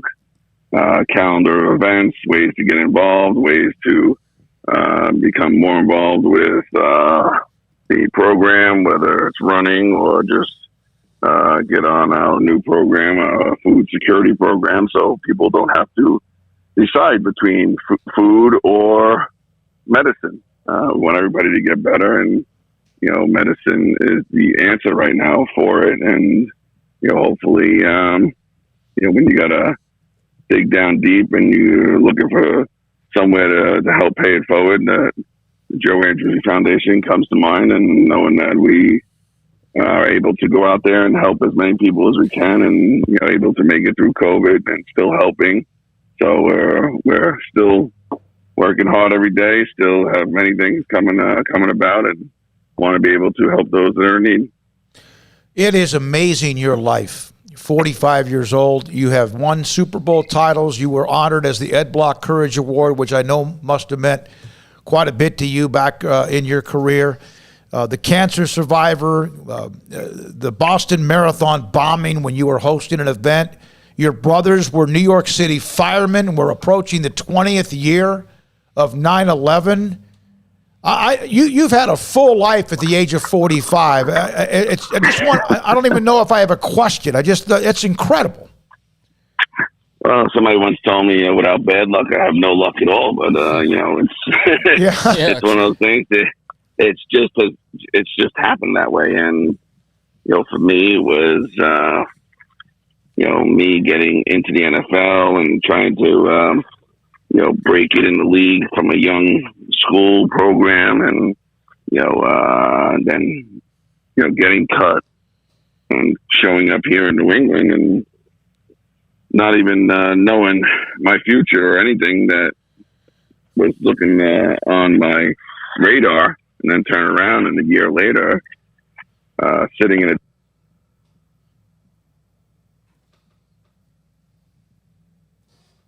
We lose him, Paul? Joe, you there? We lost you for a second. We'll try to see if we can reconnect with you. Hello. I'm sorry. That's okay. There you go. My bad. In my pocket, and I guess I must have bumped it and hit the mute button. But, sitting in a dentist chair on Tuesday, 9/11, and hearing the radio on and talking about a small plane hitting the towers, and not realizing anything about it, and then getting in my car and hearing a second one hit, it was heart-wrenching, and gut feeling that if not one or two or even three of my brothers who are New York City firemen were there. And it just so happened that one of my brothers was there, and he was in tower climbing to his station where the lieutenant and captains are. Somewhere, I think it was 80th floor, but they got held up on the 25th. And, fortunately enough, they turned around. Everybody's got a story, but he was held up because a colleague had chest pains, and, not knowing anything about it and not knowing if it was a heart attack or whatever it was, but they all stopped. They all tended to him.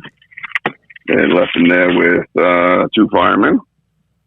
And then they get back into the stairway, and that's when Tower 2 got hit second, but fell first. So, and just everybody's got different stories, and I just know personally that his colleague ended up just having a strained muscle, but that sold him up enough where now he was able to get down to the lobby, and they were running out of the building when they was falling behind them. So, it's one of those things where I can never fathom what he went through and his colleagues, and then the ultimate aftermath where, my younger brother just broke the academy the Friday before, and he's driving over the Verrazano Bridge that leads from Staten Island to Brooklyn and to the city there, breaking his bunker gear out of plastic. And he didn't put out a fire yet, and he's spent the next 8 hours searching for my brother to find him and see if he's alive. And ended up finding each other, and my brother turned around and had somebody on the street. Cell phones were quite new at that time. And he had somebody using a phone, and he asked them to call my parents and tell them that everybody was safe. And then they called me. I must have got it about 12 hours later. It was late at night, and my father called me. And I just remember sitting there praying. I was sitting, my wife had 2 kids at the time, and just praying for my brother's safety, all of them. And, my other brother, my oldest brother, got called in. But, just the day of and the aftermath of the cleanup effort, the rescue efforts, and the stories that I probably don't want to share over this call, but just eerie stuff that firemen and all the rescue efforts that was going on, and what the sights and the scenery was down there, and I can never fathom what anybody had gone through. But for me, it was one of those things where wherever I can help, I would try and be. And, having my brothers here on the opening day back, after going down there, I went to Coach Belichick, and once they canceled the first weekend afterwards, I was like, I can't be here right now. I got to go home to my family, and he understood. And then, came back, and I was asked to bring them up to honor them, but not themselves. They didn't want any recollection. That's why they came out in their uniforms. And we just so happens we were playing the Jets, who were down there and involved in all of it. And to be out there and represent all who cherished that day and perished that day, and all their co-workers that were side by side, and can never gather how they felt, but they weren't honored. They weren't there for me. They weren't there for the Patriots, and they weren't there for the Jets. But the roar of the crowd, and probably the best thing that came out of that day was, hopefully it's the first and last time we ever see the Jets and Patriot fans holding hands. Yeah. But so hopefully we don't see that again. But to join together as one and understand that how tough it was to get through the last week and a half, actually, the whole effort, and being able to still find different answers for people. And for me, it was the most butterflies I've ever had, and being out there, running out there, and for me, I know I held the flags up. It wasn't planned. I turned around, it was hanging on the wall at the old Foxborough Stadium. They were taped up, and everybody knew my story. And I grabbed them off the wall, and I held them high up there for my brothers and everybody out there, and knowing that, we're one, America. We stand together, and holding those up there high and into the sky, knowing that we're going to get through this. And, we did, and we still have to get through it. We still should never forget that day, because, we don't ever want that to happen again. And for myself, and seeing people complain at TSA, it drives me crazy, because, if anything, get there earlier and, be able to go through there. The routine. You need to take off your shoes, and there's this and then that. And, don't ever complain about, the safety that they're enforcing on, us as, Americans going out there and be able to fly, and we be able to do that and go through that program. It's totally fine with me. Joe, we have a chat room, and there's always a bunch of going back and forth, different fan bases, colleges, whatever, and everybody is kind of just completely focused in on your life, your story, and your message as well. We appreciate you very much. God bless you for what you've been through and what you've done, and your brothers for serving as first responders as well. Thank you. Well, thank you very much. Yes, I pray for all of them every day, and I pray for everybody, all the first responders and all the people that are protecting others in this world, including our entire military. God bless. Thank you. It's Joe Andruzzi. Man, so much in one life at 45 years of age. It was a note from, I just lost the note about, so much just all of a sudden. Nick Barnett, first responder, love this gentleman, among others, and all of a sudden, I didn't know Joe Andruzzi 20 minutes ago, and I'll never forget him now. I won't ever forget him from Nick as well. When we come back, Baylor's Director of Athletics, Mack Rhodes. Marco's Pizza. Bob Mock runs the 3 stores in the Waco area, Belle Meads, China Spring, and also in Woodway.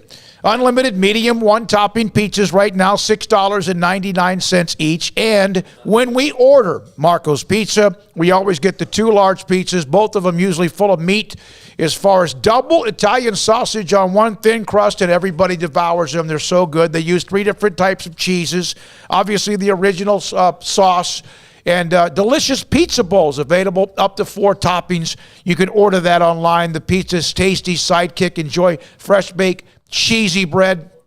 And they even have the crowd pleaser cater with Marco's, with all sorts of different things to come with that. Contact-free delivery and carry out. You can call them. Go online, marcos.com. 3 locations in Waco, Belmead, Woodway, and China Spring. With more than 160,000 alumni worldwide and counting, the Baylor family is growing. And through the university's expanded Baylor alumni program, the family is growing closer. With hundreds of local volunteers planning events in cities and towns around the country, you can gather with fellow Bears no matter where you are. So, get connected, get something started, get involved, and make plans to get together with Baylor alumni. Visit us at baylor.edu/alumni. Boozers is the wedding ring store and more. If you're ready to get engaged or already married and want to upgrade your wife's ring for a special anniversary, Boozers is the place to go. With the largest selection of premier quality diamond engagement rings and wedding rings in Central Texas. They have 7 cases with over 300 styles of rings from top designers like Natalie Kay. Choose from yellow, white, or rose gold, plus beautiful top quality loose diamonds. With an in-house jeweler, they can also custom make anything you want. Bring in a picture or drawing and let Boozers create your one-of-a-kind pendant or ring. They can even use some of your old gold and diamond jewelry to create something new. At Boozers, you'll find a great selection of quality timepieces, and Boozers is the place for expert watch maintenance and repairs too. They specialize in expert Rolex watch repair for fine jewelry, watches, custom work, and more. Go to Boozers on Valley Mills and Lake Air Drive in Waco. Boozers, the wedding ring store and more.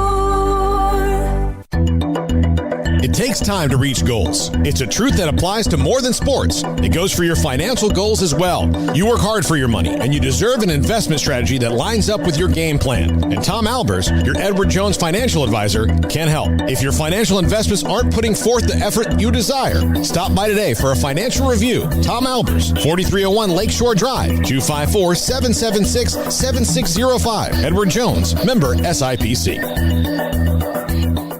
Escape the mundane with the responsive power and exhilarating agility of a new Cadillac from Richard Carr Cadillac. Smile behind the wheel again in the supercharged sophistication of a CT4 or CT5 sedan, or the sporty and spacious XT4, XT5, or XT6 lineup of SUVs. Starting at only $33,395, the Cadillac of your dreams is waiting now at an affordable price at Richard Carr. Test drive from the expansive selection at Richard Carr Cadillac, or let us bring a test drive to you. Go to richardcarcadillac.com to schedule a test drive today. At Impact Research Institute, we can help you identify if you have non-alcoholic fatty liver disease and measure for liver stiffness or scarring. If you or a loved one has diabetes, high cholesterol, hypertension, obesity, or concerns about your liver health, Impact Research Institute may be able to help by providing liver health screenings quickly at no cost, physician counseling, and opportunities to qualify for clinical trials. Visit us at impactresearchtx.com for more. Let Camille Johnson Realtors guide you seamlessly through the process of buying your dream home or selling your current one. Commercial, farm and ranch, or residential, Camille Johnson Realtors can smoothly and successfully lead you through any transaction. With a team of 28 experienced agents who are excited about serving you, Camille Johnson Realtors services the entire greater Waco area. If you're in the market to buy or sell, contact Camille Johnson Realtors, 104 Midway Center in Woodway, or find them online at www.camillejohnson.com. Camille Johnson Realtors, elegant, charming, warm. Welcome home. Welcome back to Sikkim 365 Radio. Our weekly segment with Baylor Director of Athletics Mac Rhodes is brought to you by Edward Jones Investments Brokers, Tom Albers, Brad Wilson, Ben Erlinson, and Cam Heathcott. Edward Jones, making sense of investing. All right, here we go, this 4 o'clock hour. Baylor Director of Athletics, Mac Rhodes, joins us on Sikkim 365 Radio. You know, it's last week when we had you on Tuesday, the very next day, of course, the NCAA came out with their findings. We had asked you about that for about, 9 years, it seemed like, and about every other week or so, and the one time we don't, and the next day that popped. How relieved are you? I know that's maybe not the right word. So much to think about, but that now is in your rearview mirror, and you don't have to wonder when. Yeah, that's exactly right. Glad to have it, in the rearview mirror and be able to look forward and know what our our sanctions are, be able to deal with those. I think relieved is probably as good a word as any. It's been that black cloud, right, that's been over us for 5 years. Before I arrived in August 2016. That started back in April or May when some of our folks got on a plane and went to the NCAA and said, hey, we might have NCAA violations here, and so it's been a long process, and just glad to be at the finish line, and it restores some faith in the process. Baylor did a lot as an institution to change over the course of the last 5 years, and I think there was some recognition given to that, and so grateful for that, and then I thought the Committee on Infractions did a really good job, and I'm not going to say it was easy, just navigating and not crossing lines and really staying true to their area of governance, and given all of the surrounding media reports and conversations and just all of that, they stayed and remained focused. And again, not easy to do. So, and I thought, quite frankly, I couldn't say much, but I thought that was really the case. That was going to be the deciding factor. Is did they stay anchored to NCAA rules and governance versus outside of those? And again, it was a different day. There was the relief, but there was also just a memory of why and how we got here. And, I'll reiterate it that, the victims, and just so sorry to them, feel for them. I can't even begin to think, their emotion, last week, but, what happened, 5 years ago can never ever happen again. Mac, I came away very impressed with, and not that I already hadn't been, but the way that both you and especially Dr. Livingstone handled the media, the Zoom call that we had last week. And it's really no surprise to me that she's on the committee now working for the new governance rules for the NCAA. Is that due in large part to pretty much what she's done over her time to address this specific issue at Baylor? I think, Paul, I think that's certainly a part of it. And I think it speaks to, the changes we've made. She gets appointed to that committee and board of governors and is vice chair of the CEOs in the Big 12. I get appointed to the football oversight committee, and so I think there's trust within our league as it pertains to Baylor, and so I think we're both really grateful for that, and Dr. Livingstone has been she's been terrific, as we've navigated all of this. So, grateful as you said at the very beginning, Smoak, to have this in our rearview mirror. Matt Rule obviously took the job knowing that at any moment while he was head coach, this decision could be coming down. That wasn't the case. He was off to the NFL, and this thing drug out another couple years afterwards. But Dave Aranda did the same thing. What was that like to have that conversation with Dave Aranda, to have that finality and be able to discuss, the ramifications of the decision? Yeah, I mean, obviously that was a positive conversation, and Coach Aranda has been terrific through it all.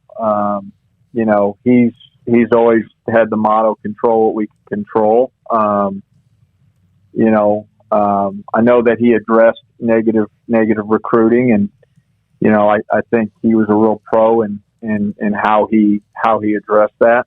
I do think this institution has been faced with that since the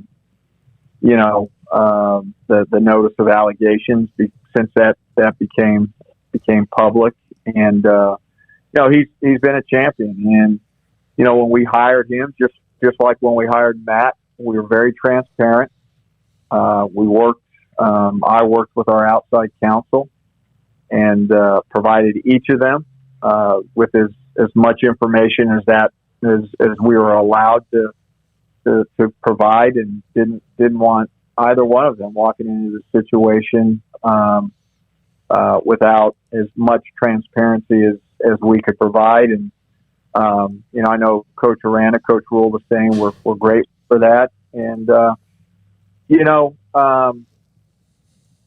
this place is special, and both of those individuals. And you think about career decisions. You think about Coach Rule, Group of 5 school, his first opportunity to be at a Power 5 school, and then Coach Aranda, assistant coach, first head coaching job.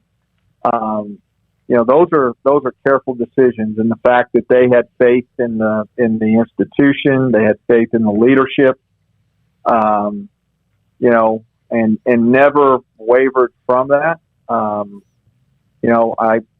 I believe that's why Matt was able to do what he did during his time here, and it's exactly why Coach Aranda is gonna do the same thing.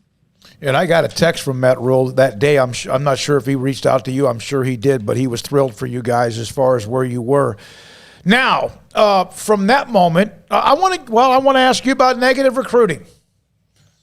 What do you do about negative recruiting, and how if you knew some of the stories that have been shared with your staff or has shared with you, what would you do if that was someone on your side doing the same thing in certain ways? Yeah, they won't be here. I mean, we're just not going to do that. If that's how we have to convince a young person to come here by saying bad things about another institution or another individual, they're not going to be here. That's not in our DNA. I'm not going to say it's never happened. If it has, I'm not aware of it. At least while I've been here, but we're not going to do that. And those that have against us, I think there's been a moment or time where I've actually reached out to that head coach personally, or I've reached out to the athletic director, and then there's been some times where you reap what you sow, and at some point in time it's going to come back to get you. So again, not saying that we're perfect, but we're not gonna do that. All right, what about the story involving the alliance of what at least is being reported? Max Olson's a great reporter with The Athletic about the Pac-12, the Big Ten, the ACC, looking at whatever that is. I know that Bob Bowlesby met with the commissioner of the Pac-12. We spoke with you last week about that, about whatever that might be. When you see that, does that get your blood pressure up a little bit that the Big 12 was not a part of that, if in fact true? Yeah, I think candidly, yeah. I mean, I don't think you care if that doesn't, raise your temperature a little bit. We got some intel probably, that day before it started to leak a little bit. And I think the Athletic, Max wrote that. I think that came out maybe early evening that Friday. But, I think there's a lot of detail, still, and the purpose behind it.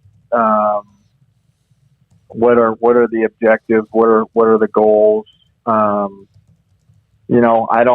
don't necessarily believe at this point in time that the Big 12 won't be included. I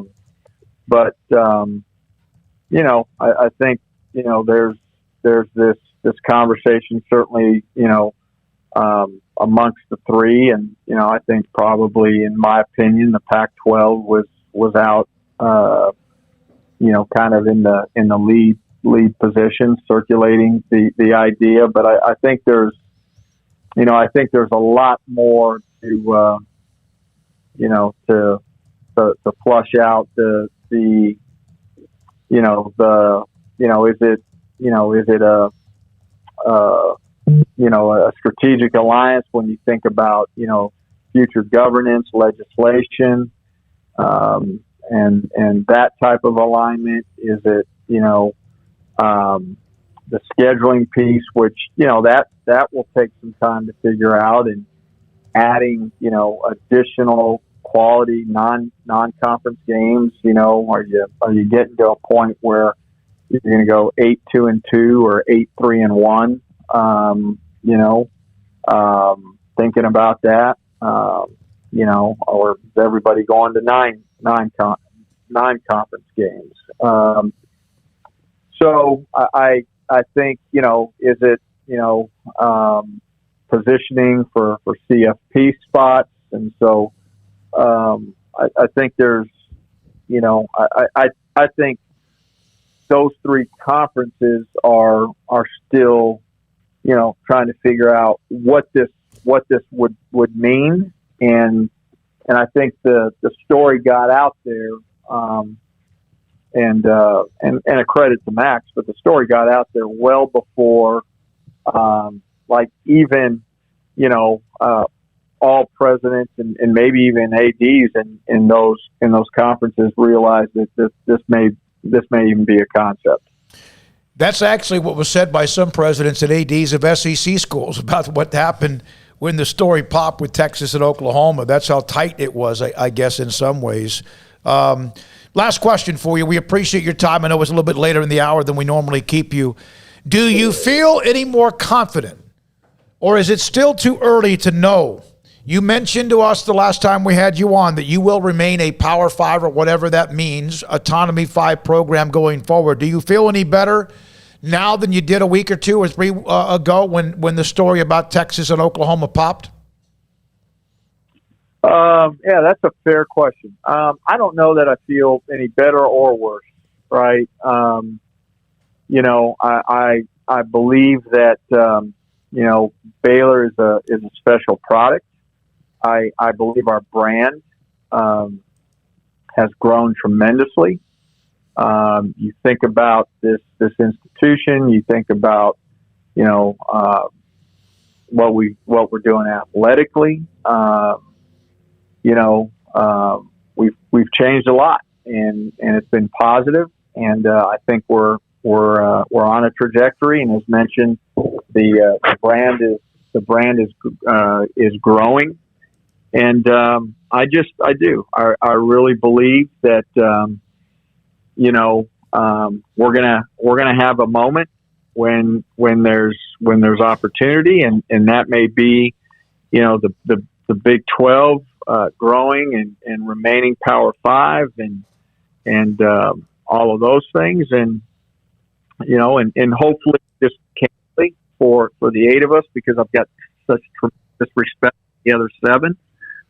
That's what happens. But as everyone knows, I've got to make sure that we have to make sure that Baylor lands in a good place, and I still feel extremely positive about that. And we're gonna work like crazy, and I think we're doing that. And I think strategy, all of those things.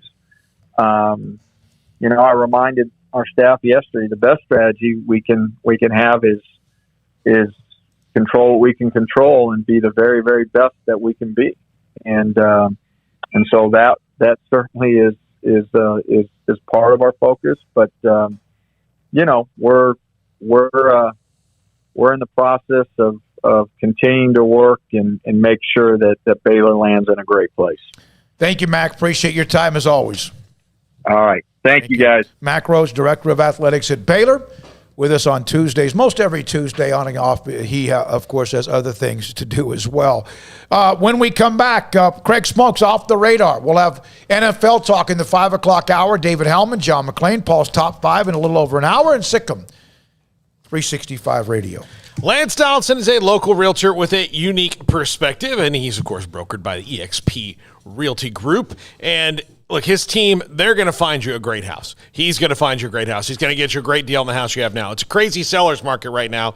So you got to make sure that if you're both buying and selling, that your money goes all in the right places and you get the best deal that you possibly can for what you're doing. So give him a call, 254-214-3713, or online at lancedonaldson.exprealty.com, or just Google Lance Donaldson, eXp Realty, and his page will come up, and you can look at all the great listings he has, or you can just give him a call and find out what's going on here. If you're moving into Waco, if you're moving into the surrounding areas, Lance Donaldson is who you got to call. Again, 254-214-3713 for Lance Donaldson and the Donaldson family team, brokered by eXp Realty.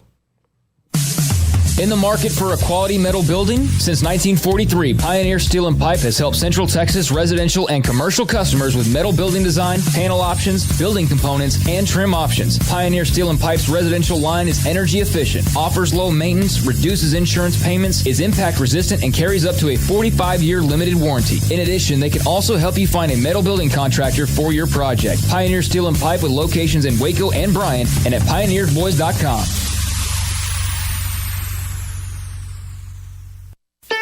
Don Humidor, your home with a 48-foot walk-in humidor with the elite cigar brands from around the world, including the #1 cigar of the year, Aging Room Cuatro Nicaragua. Plus, they have the great brands like Macanudo and Artur Fuente, Rocky Patel, Aston, and so much more. CBD, great for sore muscles, aches and pains, sleep, Vita Dreams, and anxiety, mild depression, general health and wellness. Their staff very knowledgeable on the subject. If anyone is curious about CBD, ask Carol and Ashley. Don Humidor in the Townwood Shopping Center off Valley Mills in Waco. Life is back on, sports bettors, and BetUS has your NBA, NHL, Major League Baseball, UFC, PGA, and yes, NFL betting lines up for their 27th year and live betting on all of it. Log into BetUS.com or call 800-792-3887. That's 800-79-BETUS. BetUS for 125% bonuses with promo code SICK'EM125. Customer service pros are ready to get your phone, social, and online sports betting kickoff started now.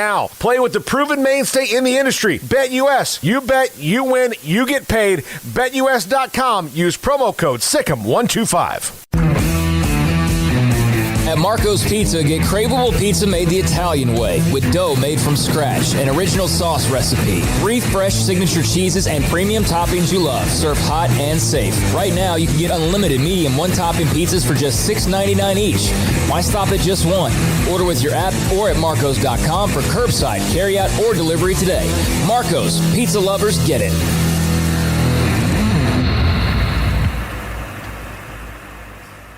Grant Dideker, under the umbrella of Texas Farm Bureau Insurance, McLennan County agent. And you have this umbrella. We mentioned the umbrella of Texas Farm Bureau Insurance, but you serve more than just like home insurance, or you have all sorts of different levels of different things you cover. Yeah. How much does that help? I talked to a guy today. He has, Allstate on his car, Progressive boat, and, Farmers on his home. So I said, why don't you, do you know your agents? No, I just call that 800 number. Why don't you just let me quote that and we can have it all here. It makes it a lot less complicated for you.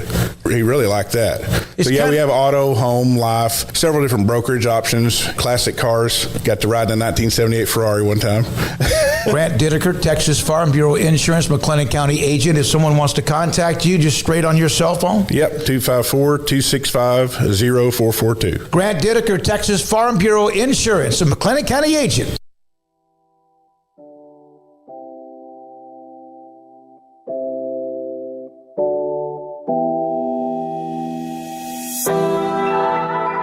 Welcome back to Sikkim 365 Radio. It's time for Craig Smoak's Off the Radar. All right, so welcome into Off the Radar segment each Tuesday and Thursday where we take a look at some happenings throughout the rest of the world of sports, not strictly focused on college football or the Cowboys, for example, and quite a few things to get into from TV ratings to new contracts, but I do want to give a shout-out locally to the Robinson Little League team that will be playing in the Little League Softball World Series semifinals tonight at 6. They will be taking on, I believe it's Virginia. So shout out to Robinson Little League and looking to book a trip to maybe win the whole dadgum thing in the Little League Softball World Series. So very cool for when you were a Little League player, you were on a team that was in the, was it the state championship game here in Waco? I'm not sure if the winner would have gone on to wherever, but you were at Baylor Ballpark, were not? Some team out of Sugarland that came in here with a big lefty. No, it was Fernando Valenzuela. It was a team out of Lamar that had 25-year-olds on it, for real, and did not look like kids who were in early years of high school. Looked like they had already graduated college, and probably had at that point. But yeah, I played at Baylor Ballpark, 20-something years ago, but.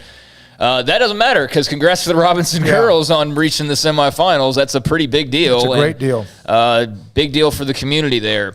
The Olympics have come and gone, but did want to make note that they were the least watched Summer Olympics ever. 15.6 million viewers per night, which is actually that's still 15 million. Which if you know TV ratings is like monstrous compared to what most shows get nowadays, but still well below the normal marks. Least watched primetime Olympics on record, summer or winter. The previous low was 19.8 million for the Winter Games back in 2018. Tokyo, the first Summer Games to average fewer viewers than the preceding Winter Games since Athens in 2004. Not a lot of people watching in comparison to years past. Is that cable cutting? Is that just lack of interest? I don't know. I think it's a couple of factors. I think one, it was the fact that you turn it on and like I'm watching a kid skateboard alone. Right. There's no one cheering. I don't know what's going on. So again, part of the thing about the Olympics is if there's a crowd there cheering that knows what's going on, then I can pretend like I know anything about badminton. But if I'm turning it on and there's nothing going on and there's no crowd, there's nothing there, it's kind of boring to watch. Even swimming, which I watched almost all of, was very different because there wasn't that electricity to it. Yeah. The other thing I think, and I think this is true for all sports now, but it was the woke Olympics. Yeah. It was the very woke Olympics, and people like, just run the thing around, and we'll talk about it later. But right now, I just, rather not hear it. I think that had something to do with it. I think just patriotism as a whole was down a level. And, when you got people telling you constantly to be ashamed of yourself, it's kind of hard to then turn around and like really unite with those same people over your love of country when, there's just clearly not a lot of love going on in this country right now. But not the most watched Olympics by a long shot, the least watched in quite some time. But most watched wise, that Field of Dreams game from Iowa. 3.2 rating, 5.87 million viewers on Fox, nearly 6 million counting Fox Deportes. It's the largest regular season baseball audience on any network since 2005. 2005, largest watched regular season baseball audience on any network. So could we learn something from that game? Sure, obviously. Can we learn something about still the innocence of something? Mm-hmm. I know it's Yankees and the White Sox are really good too, but and it was promoted very well. Well, I think nostalgia is a big pull for people. Nostalgia is a massive, massive, massive pull for people. I mean, look at all the TV shows nowadays. Look, it's all about what you were watching when you were growing up. It's like based on the 80s or it's based on the mid-90s or like it's nostalgia is powerful. And so, I think that was something that a lot of people experienced. I think like just not looking at a ballpark where it's neon everywhere you look or some advertisement slapping you in the face every 5 seconds and just, just things like that. Maybe we don't think about them on a daily basis, but, over time they kind of just, it's not, I don't know. There's something innocent, like you said, about that Field of Dreams game. Well, look, and a home run goes into the corn. I mean, I don't cool. know. It's just cool looking. I actually think that they should, they're doing it in next year and then maybe do it 2 years, take a couple years off, bring it back. Don't overkill it. Yeah, don't abuse it. But I do like next year's Cubs and Reds. And I think that the teams, and this is no offense to the Rangers or the Rays or, the Mets or anybody who's been expanded, but I think since Field of Dreams was about players who played in the very first part of Major League Baseball, I think it should be those teams that are on the Yankees and the White Sox and the Red Sox and the Cubs, the Reds, the Cardinals, the Pirates, the Tigers. Like those are the teams that should play in this thing. Also, by the way, there's a series now. Field of Dreams is so nostalgic. Peacock is going to do a series that's based off the movie, because they're going to try to draft off this thing. So we'll see how it works. But I can't imagine how it can hit at your heartstrings more than the original movie. Yeah, I don't know how that's going to work. I mean, I'm sure there will be some interest there, but that movie's just, in a league of its own. No pun intended. But, that was a success for Major League Baseball. So we'll see it again next year, as you mentioned. Already announced that matchup. And, just don't overdo it, though. Don't have, 5 different games there every year and just get to the point where it's not special anymore. So college football-wise, one story going around is the fact that another Texas high school quarterback has made the decision to start taking advantage of NIL. Connor Weigman of Cypress Bridgeland decided to enroll early at A&M in January. He's also a big-time baseball product, so he's going to be skipping the 2022 MLB draft. He'll be on campus early, can go through workouts with the football team, and compete on the Texas A&M baseball team. So he is skipping the 2022 NFL draft and will enroll early at Texas A&M. Now, not the same as what's his face, who's skipping full on senior year. Yeah, Ewers. But just a lot of announcements coming out of Texas high school quarterbacks on their intentions here as of late. So at least by arriving on campus, he can take advantage of NIL early. He just won't skip his senior year to do so. Isn't that then you get one, and then you get the two, and then the next? Well, maybe this is an exception. Not that enrolling early is a brand new thing, but it's just I think NIL is propelling that and pushing guys. And look, if you're a draft pick in Major League Baseball and you're saying nah, forget that, you obviously feel pretty good about your financial situation or what your financial situation is going to be when you arrive at A&M. Due to what? Due to name, image, and likeness. I think we're about 2 more guys away from this happening, from the UIL changing the rule. Yeah. I mean, it just, and that would be the only ones, it's not going to be that many people that will try to take advantage of this, but coaches will be like, look, I don't want this to happen to me. When I get a stud guy who could make some NIL money. You know how we think that the NCAA is stuck in neutral, or if not even neutral, that'd be a progress. The UIL used to be like the IRS or the NCAA, but they have really opened their eyes in many different ways, in a lot of ways of what they do, what are things they do. And this will be interesting to see how they react to possibilities down the road. Okay. Yeah, so I got to run through these here. Jamal Adams, now the NFL's highest paid safety. Seahawks giving him a $70 million deal with $38 million guaranteed. He'll still be rumored to go to the Cowboys at some point, I'm sure, because that's what we do with NFL safeties and the Cowboys. NBA's announced their opening night next year will feature the Bucks and Nets, along with the Lakers and the Warriors. Speaking of the NBA, Joel Embiid, 4 years, $196 million contract extension to stay in Philadelphia through 26-27. And Texas wide receiver Keithron Lee, who just signed back earlier this year, already entering the transfer portal. He had been suspended from team activities earlier this summer, got involved in some domestic incident with a family member apparently, so it's a Sarkisian had suspended him, but now he's full on in the transfer portal and probably never suiting up in the burnt orange. And this is the final thing here as I rattle through these, but Naomi Osaka was in the news again today. I'm not sure if you guys saw this, I but did. A big to-do reporter asks her a question. He then immediately a bunch of media jump on him, calling him a bully. I have not seen the actual video, but I read the quotes, and unless he's saying it was like some sort of super attitude, I don't know what the issue was. He said simply, you're not crazy about dealing with us, yet you have a lot of outside interests that are served by having a media platform. How do you balance the two? She responded, that's interesting, and wanted a clarification about the not crazy about dealing with you guys part. He said, I would say the occasion, like when she said, I would say the occasion, like when to do the press conference is what I feel is the most difficult. She then paused, and shortly afterwards she starts crying, and it turns into a whole nother deal. And a bunch of reporters jumped on this guy, said that he was like bullying her or whatever. I mean, at this point, I don't know what to make of her breakdowns, and I know mental health and all of that, but it's just like, it's kind of bizarre. Am I the only one that thinks this is just turning really bizarre, or is this just normal behavior and I'm the weird one? Yeah, and here's some of the things that were also, the moderator even asked her, do you want to move on to the next question?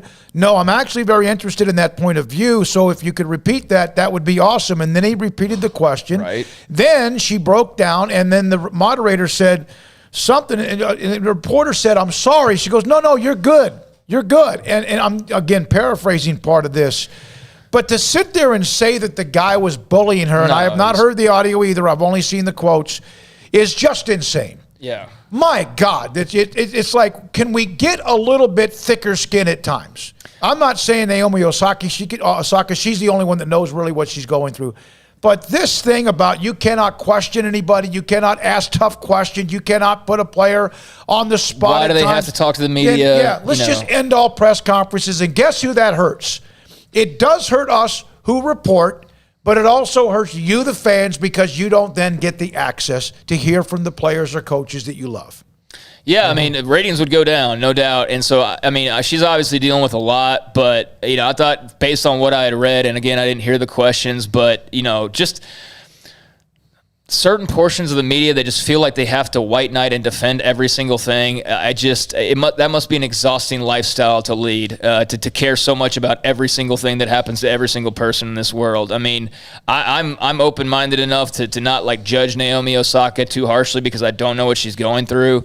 But, I don't respond to somebody going through hard times by turning around and then bullying the person who was just asking a question. But that's what these hypocrites do constantly, and they don't even realize how hypocritical they are. So, yeah, she broke down in tears again, and, I don't know. I just find it all very strange, and hopefully she just irons out whatever the heck is going on upstairs. That guy asked a question that I would have asked. Yeah, of course. Maybe not in the same way, but I absolutely would have asked her. But I mean, it's a legit question. If the media and your participation in it is what opens the door for people knowing you and wanting to, it's not just it's not just merit on the court or on the field, because there's plenty of people who are plenty good that don't have a lot of endorsements. Right. They don't, because, they're not a good pitch person for whatever it is.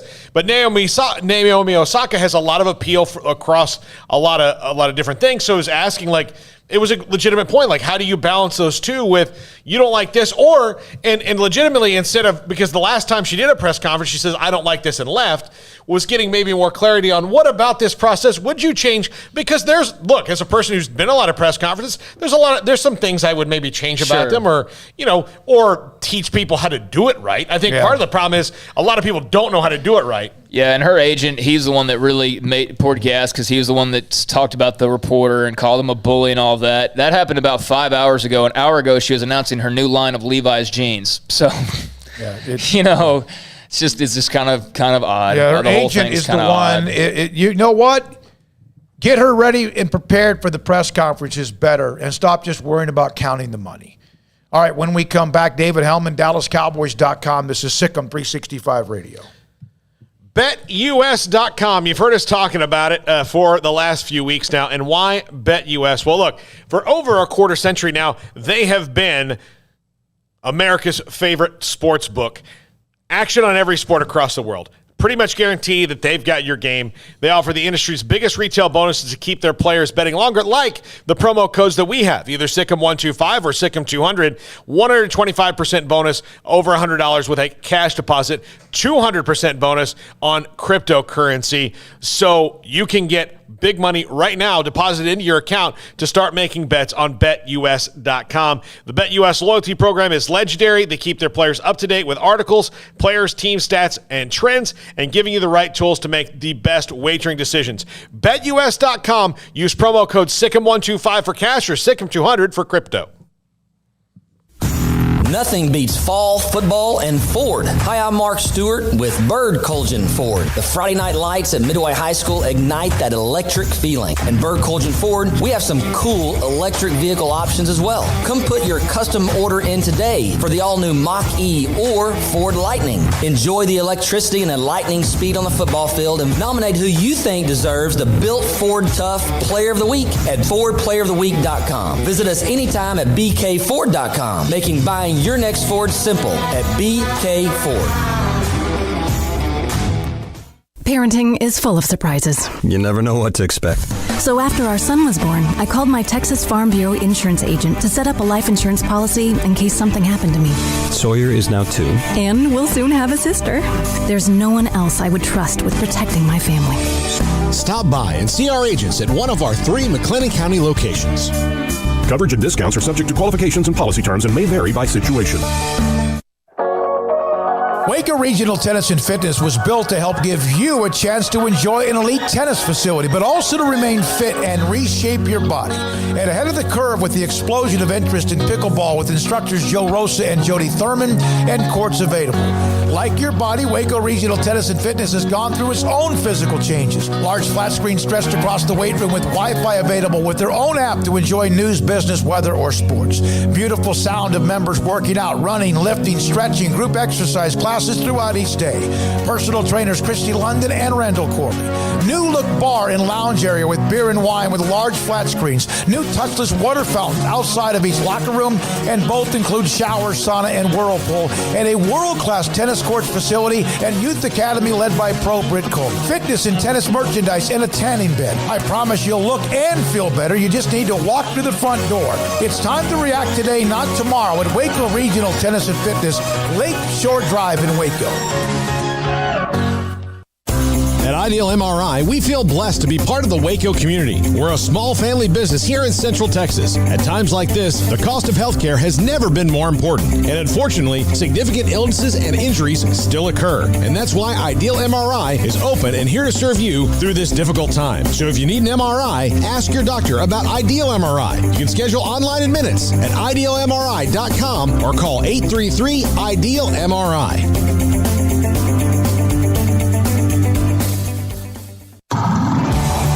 It's time to fire up the grill, heat up the oven, or get that deep fryer going to enjoy the top quality products at Waco Custom Marketplace. Order 30-pound sacks of live crawfish by 6 on Wednesday. Pick up on Friday afternoon after 2 or Saturday. Enjoy the weekend. 30-pound sacks of live crawfish available right now for $4.25 a pound. Find all the crawfish boil ingredients you need, including red beef potatoes, sausage, corn cobbettes, and Louisiana boil seasoning. Make your order for live crawfish by Wednesday at 6. Pick up on Friday after 2 or all day Saturday, and enjoy the weekend. Waco Custom Marketplace, your home for fresh baked kolache, cinnamon rolls every day. Butcher shop to cut your steaks the way you want. Fresh seafood, summer sausage, boudin, house cured and smoked bacon, spices, seasonings, soup mixes, and more, and weekly gift boxes for any occasion. Waco Custom Marketplace, 425 Lake Air Drive in Waco, or WacoCustomMarketplace.com. Welcome back to Sikkim 365 Radio. It's time for our weekly segment with David Hellman of DallasCowboys.com. Here is Pollard all the way in for 6. The 5 o'clock hour is sponsored by Edward Jones Investments with financial advisor Tom Albers, staying in touch with you and your money through these difficult and changing times. Edward Jones, making sense of investing. Now here's David Smoak, Paul Catalina, and Craig Smoak. All right, before we get to David Hellman, one note, the Big 12 has released their game threshold policy as far as COVID and games that have to be canceled because of any kind of COVID outbreak. The team that that has any kind of outbreak for any reason will forfeit and be credited with a loss in the conference standings. The opponent with a win in the conference standings, both teams will be deemed to have played the game for purposes of conference standings only. A forfeit can be declared at any point before the completed contest and when possible occur prior to the visiting team commencing travel. Additionally, if both teams are unable to compete, a no contest will be declared, and if needed, an unbalanced tiebreaker would be utilized to determine the conference championship at the end of the year. Commissioner retains the discretion to declare a no contest if extraordinary circumstances are warranted. All right, we're now joined by David Hellman, DallasCowboys.com. David, I think they had some sort of a scrimmage. Did they have one last night? Is that right, the Cowboys? We got him? All right. He's turned up, David. There we go. I'm sorry, David. We did not hear the first few. I'm sorry about that. We had something go on. I'm sorry. No worries. No, yeah. They had their first practice of being back in Texas. They had I wouldn't really call it a scrimmage. It was just a normal practice, but they did. They opened up the indoor facility and had a whole bunch of people in to watch it, and it was fun. It was cool to see. David, I know the first round of cuts happened and some IR things happened. Nothing really big, though. Were there any surprises there for you? Probably, I don't know if I'd call it a surprise, but it is interesting to note Reggie Robinson was the injured reserve. If you follow the draft, he was a fourth round pick out of Tulsa last year, a guy that a lot of people were excited about. His career really hasn't been able to get off the ground. They switched his position about 3 times in the last year. He was buried on the corner depth chart this year, and now he's on injured reserve. If you go to injured reserve during training camp, your season's over. So, it sucks for him. If you're a fourth round pick, people kind of expect you to contribute early, but it looks like it's going to be at least year 3 for him before he gets another chance to do that. So it's disappointing. David, what were your thoughts on what you saw last Friday against Arizona? My main thought is always just, how do you get out of the game with the injury situation? And as good as things went against Pittsburgh, it was that bad against Arizona. You lose your starting 3 technique and Neville Gallimore for at least the first month and a half of the season. Had a few other guys go down. Most of those don't seem as serious. But Sean McCune, again, is a tight end that, I think is going to make the team. So that's a guy that might not be available for the first couple weeks. Other than that, I was really encouraged by some of the depth play, particularly in the second half. My LSU guy, Jabril Cox, continues to fly around when they give him opportunities in the second half of these games. Some of the young defensive linemen, Quentin Bohanna and Oso Digizua, Bradley Anai. So it's been fun to see, a lot of these guys haven't gotten opportunity because this is such a veteran-laden team. But it looked like they were putting their best foot forward on Friday. How did they deal with the loss of Neville Gallimore? I think I just mentioned Osa, and I think that's going to be option A. They actually. It's funny to think Osa was actually drafted higher than Neville Gallimore was. Everybody's super high on Neville. Understandably, he's been off to a great start this year. But Osa was taken with a higher pick, so he's clearly plenty talented all of his own. And if he handles himself well these next 2 weeks, there's a chance he could be a rookie starter for week 1. So that'll be interesting to see. Obviously, there's a few other options as well. Carlos Watkins and Brent Urban can do the job if they need to. But I expect the Cowboys to give Osa Odigizua a shot to try to be a rookie starter. David Hellman with us, DallasCowboys.com. I've seen some, I guess you could say threads, posts, tweets, whatever, on Amari Cooper having a chance to visit with many people, I guess, with you, the media, today, and trying to open up a little bit about himself. What was your takeaway if you were a part of that? I love talking to Amari Cooper, man. He's an interesting guy. And yeah, I was there, and he can be a tough nut to crack sometimes. He described himself today as introverted, which is definitely true. And he's not just dying to put himself out there, but if you ask him the right questions, he'll give you some good stuff. And he did that today. It was just a really interesting conversation about people's personality types. Football players are often expected to be these loud, brash, confident, trash-talking guys, and a lot of them are. But, there's 2,000 players in the NFL, and not everybody's going to fit into that box. I think Amari Cooper's definitely one of those guys, and I just think he had a lot of interesting stuff to say about, perception not being reality and not judging books by its cover. So it was a really interesting conversation about just the way that he carries himself and his demeanor. He's deep, David. I mean, he is a deep, deep thinker on the level. Incredibly. Yeah. I mean, he could be one of those guys that if you told me like he spent time just like meditating in the desert in the off season, be like, yeah, that makes sense. It works for him because he reads voraciously, chess, like all these things that you don't. Again, he doesn't check the normal, wide receiver boxes at all.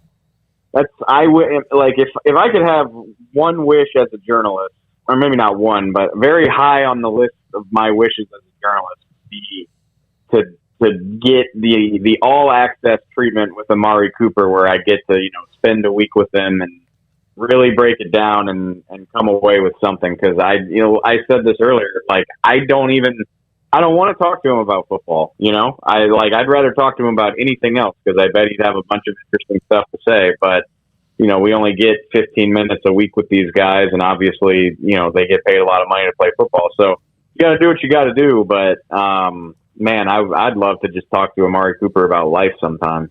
I know that the Cowboys had a couple wide receivers get banged up, but on the back end of that, does that mean that maybe Semi Fehoko gets some more looks as we get in here in these last couple games? Because I know they liked what they saw out of a couple of those guys, but does he get maybe more looks now and a better chance to make the roster?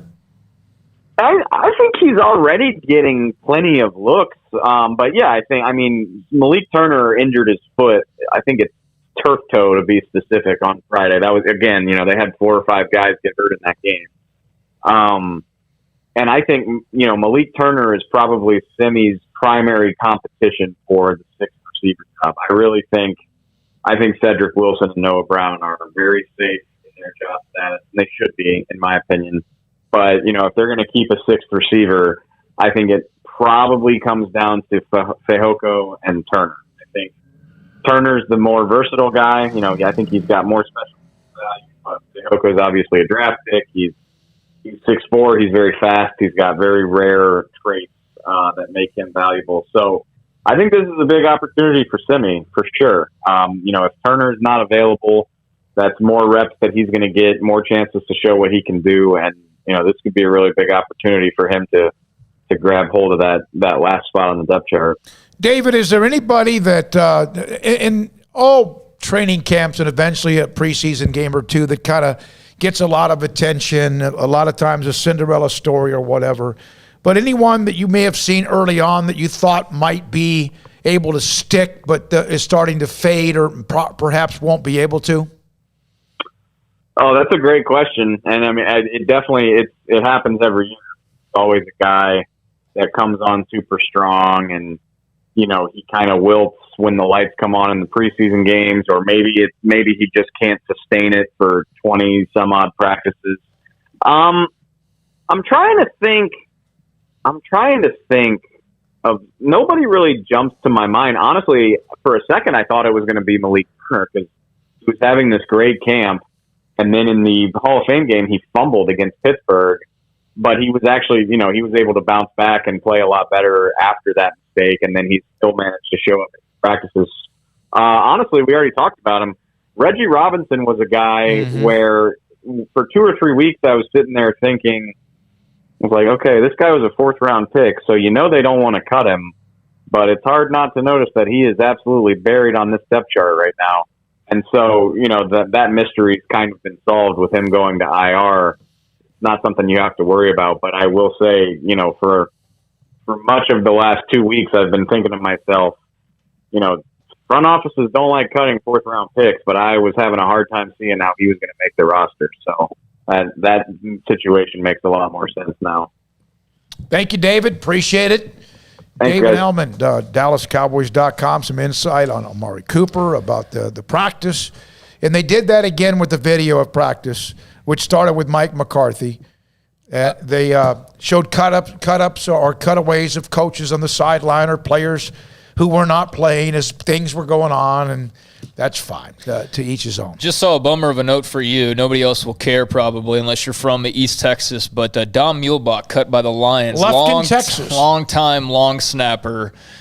He's been in the league and with the Lions since 2004. Wow. It's 2021, a 17-year career as a long snapper, man. So, I just randomly saw that. It just so happens it's his 40th birthday. So, yeah. Happy birthday. Big 4-0, he gets cut. But, hey, I mean, who would have thought a long snapper, 17-year NFL career? I mean, come on. How long was Ladiseur? Yeah, close to that. I mean, he's the longest tenured Cowboy, right? Well, what's homeboy from Baylor? John Weeks. How long has John Weeks been in the league? He's been in the league for a long time now. So, but Don Muehlbach and Aggie and,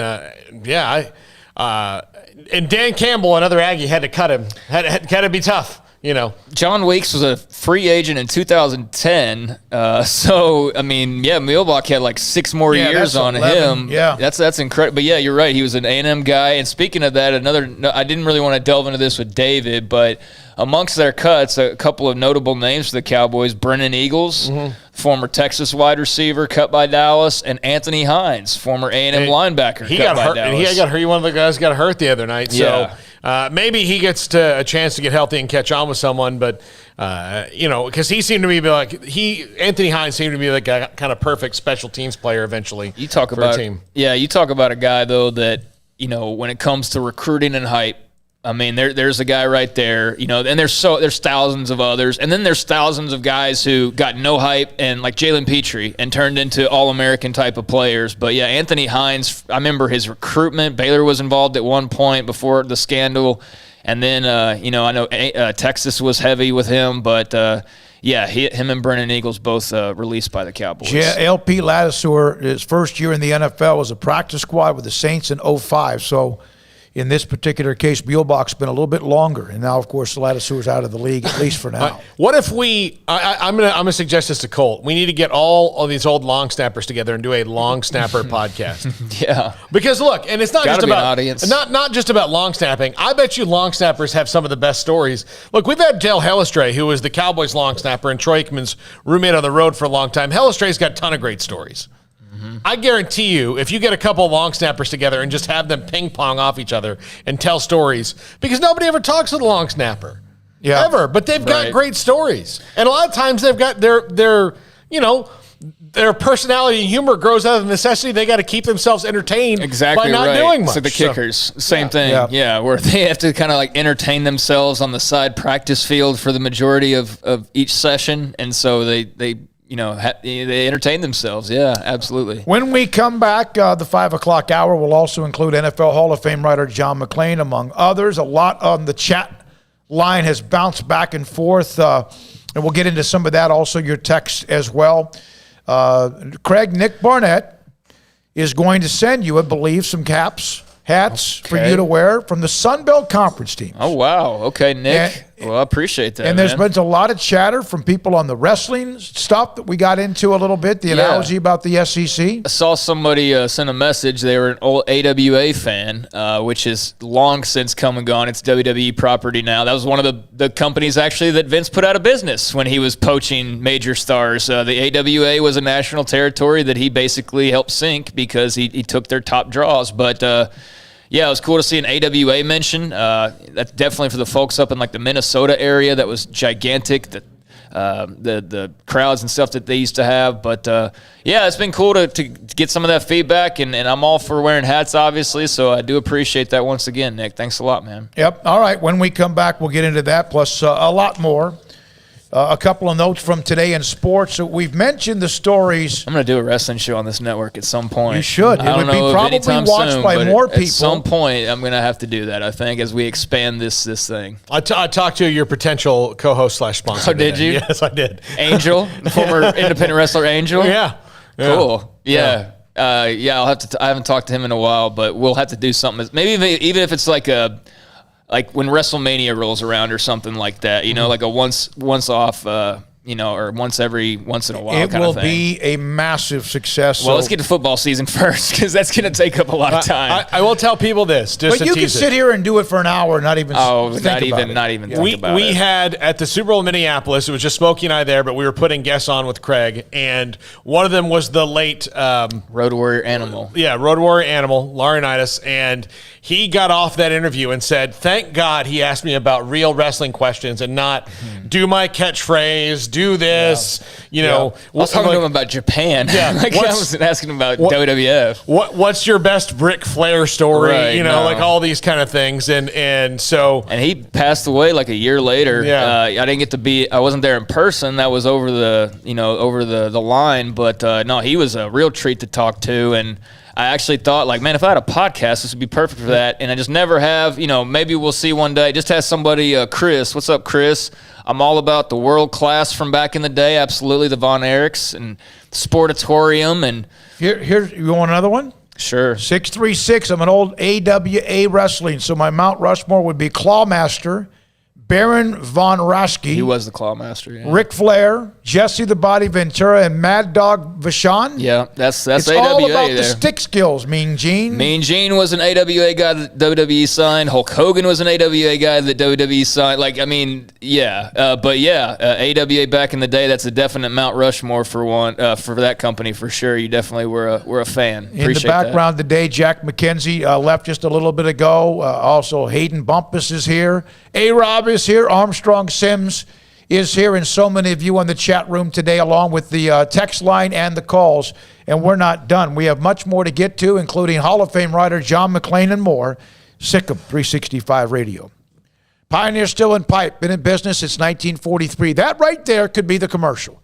That right there could be the endorsement. You can't be in business that long through all of whatever's happened, ups and downs, the economy, whatever's happened around the world, whatever happened in this country, without being really damn good at what you do. Customer service, you got to be all a part of that. And Pioneer Still in Pipe, the Pioneer Boys, pioneerboys.com online. Since 1943. But on top of that, you can shake all the hands you want. You can be the nicest person in the world. You can sit there and have a nice hot cup of coffee available to whoever walks to the front door, a bag of popcorn.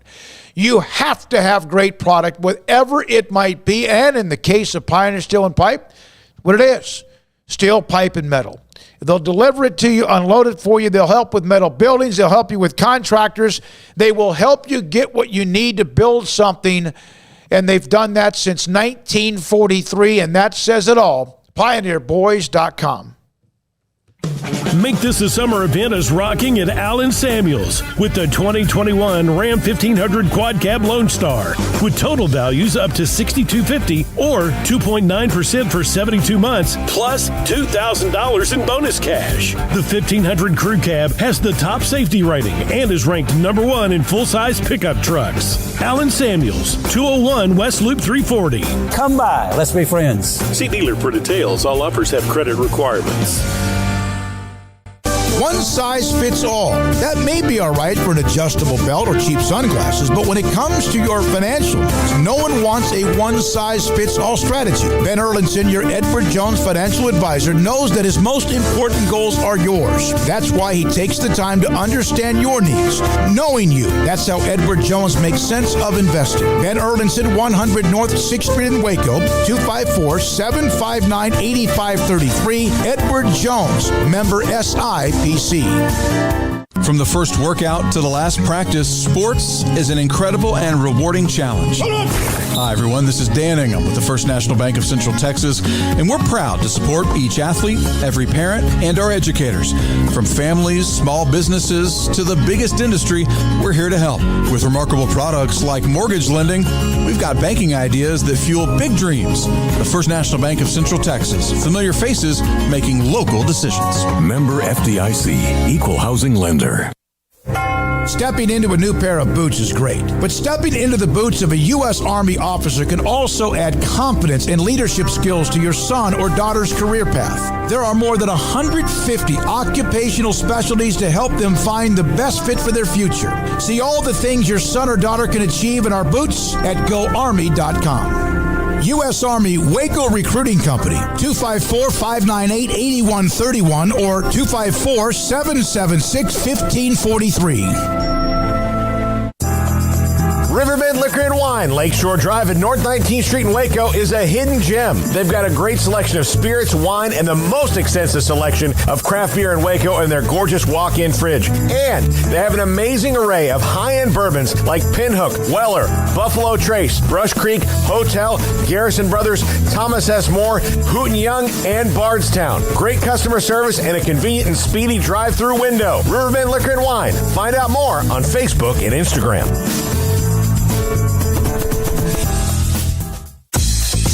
Southwest Sports Medicine and Orthopedics, the team physician of Baylor Athletics. Our doctors specialize in the diagnosis and treatment of any and all sports-related injuries. Celebrating over a decade of service in Central Texas, our doctors are equipped to handle a wide range of issues, whether it's your foot or ankle, orthopedic spine care, your hand or wrist, knee and shoulder pain, or if you're in need of our arthritis or total joint clinic. Come see us at the new Baylor Scott and White Ted and Sue Getterman Sports and Orthopedic Center. Trusted doctors at Baylor Trust, Southwest Sports Medicine and Orthopedics. Our goal is to get you back in the game.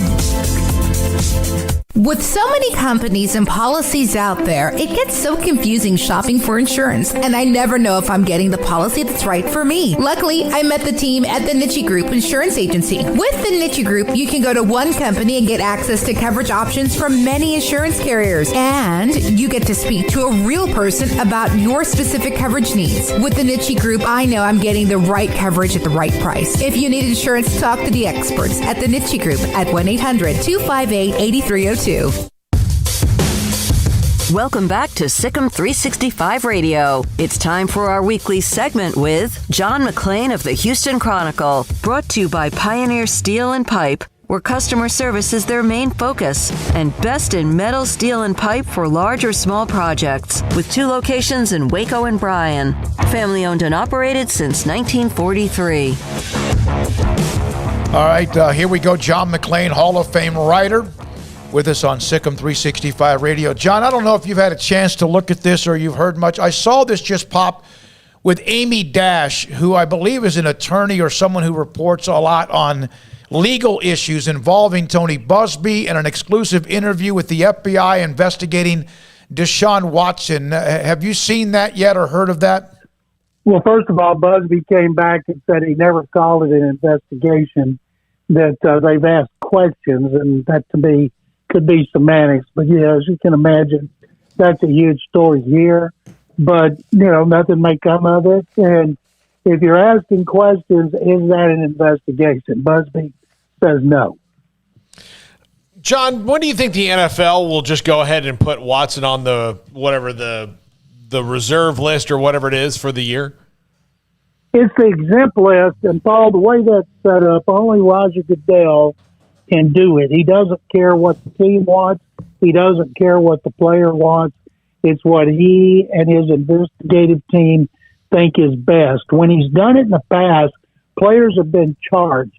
But in the personal conduct policy, he has leeway to do it whenever he wants to do it. And usually he does it until an investigation is concluded. A lot of people think he's waiting for the Houston Police Department investigation to conclude. There doesn't seem like there's any resolution forthcoming here on the police investigation. Now, he could do the Texans a favor because Watson is a distraction every day. Today is the first time Coach David Culley has been forthcoming about Watson. In the first 3 weeks, he was not there. Let's see. He was there the first week, not there the second week. He was there last week. And so we asked him today, well, why was Watson not out there practicing yesterday? He said, well, he's doing what we tell him to do. He's here. He's doing everything we've asked him to do from day one. He's doing his workout. He's just not doing it out here. So they're doing Watson a favor by not making him indulge in this dog and pony show. I just turned in a column about it, and that's what I used. They finally realized, and I guess it was last week when it created so much controversy and got attention all over the world because I Googled it when he came out, and every day when he comes out, the media is lined up filming him.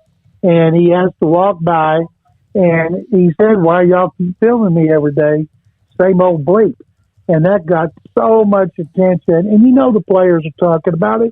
You know the coaches are talking about it. And so by leaving him inside where nobody can see him, that's the best thing, where he can work out on his own. But I tell you what, they're certainly doing him a favor by doing that. And considering all the trouble he's caused them, I don't know why they're doing any favors. John, before I get to any football questions, I just want to know, how does that Texas Sports Hall of Fame ring fit? Well, I wanted to say thank you to Jay Black. And Jay came down here because Texas Sports Hall of Fame, I think, at the table at Touchdown of the Year banquet in which Don Truell, one of the second best quarterback in Baylor history, was honored. That's a thing that goes back about 50 years and has some of the greatest coaches in history like Bear Bryant, Darrell Royal, Frank Boyles. So we honored Don. I was the MC, and Jay brought me my ring. We still have not had our induction ceremony. COVID-19 caused us to delay it. And in the Hall of Fame, you know, they'd have to induct two classes at the same time. So eventually we'll do it. And but that ring is something else. I had no idea I would get it. And it is very, very impressive. And I was so proud. That's why I tweeted pictures of it. No, it's awesome, and well-deserved, absolutely. That's why. Thank you, Craig. Yeah, absolutely. So, Cowboys coming up in preseason game number 2, but you did get a chance to check out the Texans for the first time at Green Bay on Saturday. I know you've got a column up talking about your big takeaways, but, John, what were your main takeaways from that first preseason game? Well, first of all, Craig, both teams rested a lot of starters, some because of injury, some because they just need to be rested. The Packers didn't need to see Aaron Rodgers. They need to see Jordan Love. And his numbers looked pretty good, but they were concerned, and he got on the sack. He had to get an MRI and make sure he's okay, and he was. And they might hold him out of their second game.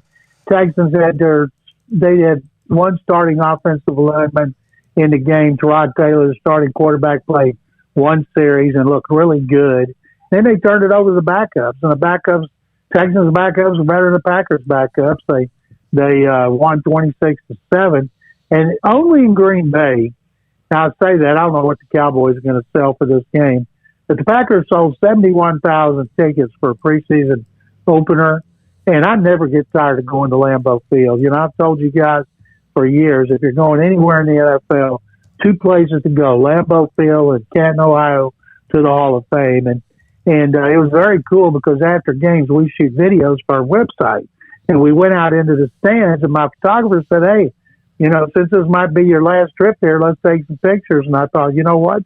Texans will not be back here until 2024. And I doubt seriously I'm still going to be working in 2024. So we took some really cool pictures. And I might add, when we were doing it, it was 61 degrees. Wow. Imagine that. 61 degrees in the middle of August. You know what? I saw that picture with your photographer, and it was not only a great picture because of what you just explained, but also you doing what you do, John, which was talking about or honoring him with his job and what he does is the best one you've known. That's just what you do, man. You're the best at that. No, thank you, David. Brett Coomer is a great photographer. He's been with me for years. When I was put in the Pro Football Hall of Fame in 2006, riding in a red Corvette convertible in the parade with all the Hall of Famers, and Shereen Williams from Fort Worth and Arlington, actually. She was my presenter, and she's riding in the passenger seat, and Carol and I are up on the back, and the fans are treating us like royalty, and Brett was right there in front of the car taking pictures. So he and I go way back, and that was a great idea. And then he tells me, since we're going to Cleveland, why don't we go a day early and we'll go down to Canton and take some pictures of you in the Hall of Fame. And I said, well, you took a bunch of pictures of me in 06. He said, yeah, but that was all outside. So we're going to go in there, and he's going to shoot some more pictures. I'll be tweeting those out as well. All right, Paul, Catalina, anything for John McClain? Yeah, curious what your thoughts on Jamal Adams and his massive extension that the Seahawks gave him. Well, they've kind of done some great strategy. They said they leaked yesterday they would let him play under his last year's contract and franchise him twice. And then his people leaked, well, you know what? They were going to file a grievance and say that he was more of an outside linebacker than a safety, which would give him about $10 million more. And then today they got the deal done. So that was a good deal for them. Now they can worry about their left tackle, Dwayne Brown, who's holding in. Nobody holds out anymore because $50,000 a day, they can't be forgiven. So it's holding in, which means you come and you have a mysterious injury, or if it's not about money, like Deshaun Watson, you do something to convince them to let you work out inside the facility and not get dissected like a lab rat in a biology class every day by the media. John, Tim Tebow cut by the Jaguars. Any surprise? No. And I'll tell you what, Craig, if I'm Tebow, first thing I'm doing is picking up a baseball bat, and I'm seeing how bad the Mets have been. They're a disaster. And I'm calling them up and say, look, you've never had me up with the big boys, but could I be any worse? Good point. Oh, my God, there's a reason you're a Hall of Famer. It has nothing to do with the coverage of the NFL. I'll tell you, John, watching that film, blocking's not easy to learn when you never had to do it in your career. And I think that was the biggest thing for Tebow. If they were just going to throw the ball to him, I'm sure it would have been fine, but he might have been able to be an athletic tight end that caught the ball. But, man, he is not a blocker. But you know why they did that, and they'll never say this. You had Urban Meyer, you had Trevor Lawrence, but who you're going to get who lives in Jacksonville, who went to Florida, who could sell more tickets, get you tape some tarps off the sections, and create interest among the fans than Tim Tebow. Yep. And he has helped generate incredible anticipation and hope in Jacksonville. They play their first game here against the Texans, and so with Urban Meyer and now Trevor Lawrence, they'll have to get by without Tebow. John, I'm just curious, with the retirement of Don Muehlbach, where does that rank John Weeks, the former Baylor star, so to speak, amongst like longest tenured long snappers in the league? Do you know that off the top of your head? Well, I remember, let's see, Trey Junkin and Snow from Baylor. What was Snow's? I can't remember his first name. They played like 16 or 18 years. John Weeks has got a long way to go. To get up in that category. This is only his 12th season. But, as I tell everybody every time I mention his name, he is the greatest snapper in NFL history, without a doubt. Never had a bad snap, and second. Thank you. Appreciate that, John McClain. Hall of Famer in all sorts of different ways. Trey Junkin started his career in 1983. I'm sorry. Started his career in 1983, and his last year was in 2002. Jeez, he was with the Cowboys for a little bit, a practice squad in 2002. That's basically like almost 20 years. Birth to graduation of high school. Yeah. He played in the NFL, basically. All right, I got to do this before the break. Paul's top 5 coming up. People have gone nuts on the wrestling, so let's get that not out of the way, because Craig will have a podcast on pro wrestling at some point in the next 2 or 3 weeks. Years. Portland Wrestling from Subgun. Okay, Thumb Drive, Terry Funk, Jeff Grimm, Tully Blanchard. Tully Blanchard's still around, man. I mean, Terry is still alive as well, but Tully Blanchard's actually signed to AEW, All Elite Wrestling, on TNT, which is the company that I watch more of now. But yeah, Tully's around. Is this your favorite show all time? If we're close to it, other than AEW? I mean, just because any show you've ever done because of today's topic, other than Conor McGregor interview. Well, the Conor interview's kind of gone down a few pegs based on his behavior over the last several months, actually, but really years. So what was the question? No, it was this. Terry Funk, absolute legend. Ricky Steamboat? Of course, yeah. Jimmy Superfly Snuka? He's a murderer, but gorgeous George. Look up Jimmy Superfly Snuka, and Vince McMahon basically covered up a murder for him for like 3 decades. The Animal, George Steele? Vince didn't cover it up, but there was some cover-ups going on, and Vince was involved somewhere along the way. Subguns in the hit. And Kostrasic, Michael, is a Van Steigers, Bruno Sammartino, Mean Mike Miller, Rowdy Piper, Piper's Pit. They brought up Benoit. Piper in Portland. I mean, those were intertwined. Piper was a big star in Portland, and I think it was Don Owen was the big promoter up there, and that was one of those territories. And another one of those, Vince came in and he took Piper and he took their best stars, and they all went to the WWF, and then all those other promotions closed down, and the rest is history. Is it Chris Benoit who killed his wife and child and then himself? Yeah, that was probably one of the worst stories in wrestling history. Somebody might as well bring up Owen Hart now as well. That's not nearly as bad. Bobby the Brain? Okay. Oh, no, I'm sorry. No, I'm just, the Chris Benoit thing was just horrific. That was a really, really bad story. The Owen Hart story was a different kind of bad, but a tragedy nonetheless. Bret Hitman Hart. That's my favorite. That's my favorite of all time. Wasn't Jennifer your sister, Randy, Macho Man Savage? She loved Macho Man, but and I love Macho Man. I didn't watch those A&E documentaries that they did, but the one that I did hear was like not very good was the Macho Man one. They tried to paint him in a certain light as far as being there's some truth to him being overly protective of Elizabeth and stuff, but they tried to paint him in a really negative light, which I know a lot of people who watched it, they were like, all these were good, but that one was atrocious. For whatever reason, maybe it's because he never patched things up with Vince along the way. But to wrap it up, Bret I was a Hulkamaniac in my 2, 3, 4, 5 years old, like everybody probably was in the early 90s, late 80s. But by the time I actually had a functioning brain, I guess, and I was making my own choices, it was Bret Hart all day, every day. That was my dude, Bret the Hitman Hart. Last one, Ivan Koloff from Daniel Conroy. Yeah. All right, Paul, break here. We got. You can go about 3 more minutes. You can read more wrestling. Craig, I'm worn out with it, but it's great. I'll tell you, a couple months ago, I was just kind of bored, and I was on Hulu, and I thought, hey, I'm going to watch Young Rock. Oh, yeah. And the only redeeming quality of the show about The Rock's young life, which is, if it's, it's interesting storytelling. He kind of hops around different points in his life. But when he was really young, his dad was a wrestler, just like he wound up being. And his grandfather and his whole family. But they have all these people because he grew up, wrestling with Andre the Giant and Macho Man and all this stuff. And it's the actors that they have playing these certain people.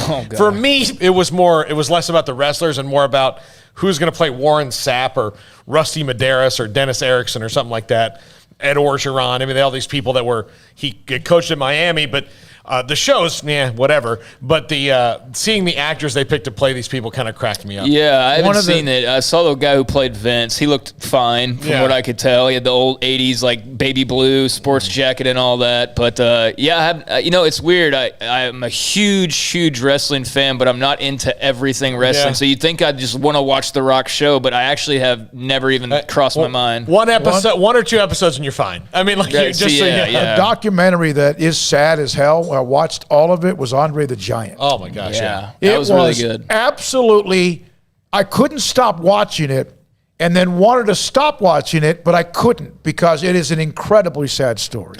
Yeah, it really is. Yeah, it ultimately was. Andre was a very, very unique figure. There's not been many like him since. There's been giants and whatnot in wrestling and outside of wrestling. But that you talk about just a unique personality that there's really only one of those types of guys ever in your lifetime. That was definitely Andre the Giant for sure. All right, 548. There's some texts that we've gotten, and again, some of it is a realignment. Some of them are other comments as well. Some are about the Olympics. Let's see here. From the 360, if Big 12 wanted to keep Power 5 status, add USC, UCLA. Okay, they're not. The Pac-12 awesome. is fine. Yeah. And they're not leaving, even though they have struggled to come to the Big 12. It would be the other way around, and that may not happen. And the same teams we hear a lot of, Houston, BYU, Memphis, Cincinnati. Yeah, USC, if anything, they are a pawn in the overall Big Ten game, ultimately. If the Trojans are ever going to be on the move, it appears, just based on what's out there to read and whatnot, that there is potentially that interest there of the Big Ten coming in, and we brought it up before. Originally the idea was they might just swoop in and scoop up the 4 best teams of the Pac-12, and then it turned into this scheduling alliance, and now you've got the ACC involved as well. So So things have changed so quickly. But I think for USC, I mean, they're Pac-12 or they're Big Ten. And the Big Ten move obviously would come with probably Oregon in tow and UCLA in tow. And probably, one or two other schools as well. And that's what would, potentially open a door if that move was to be made, which is unlikely, especially with this alliance news and everything like that.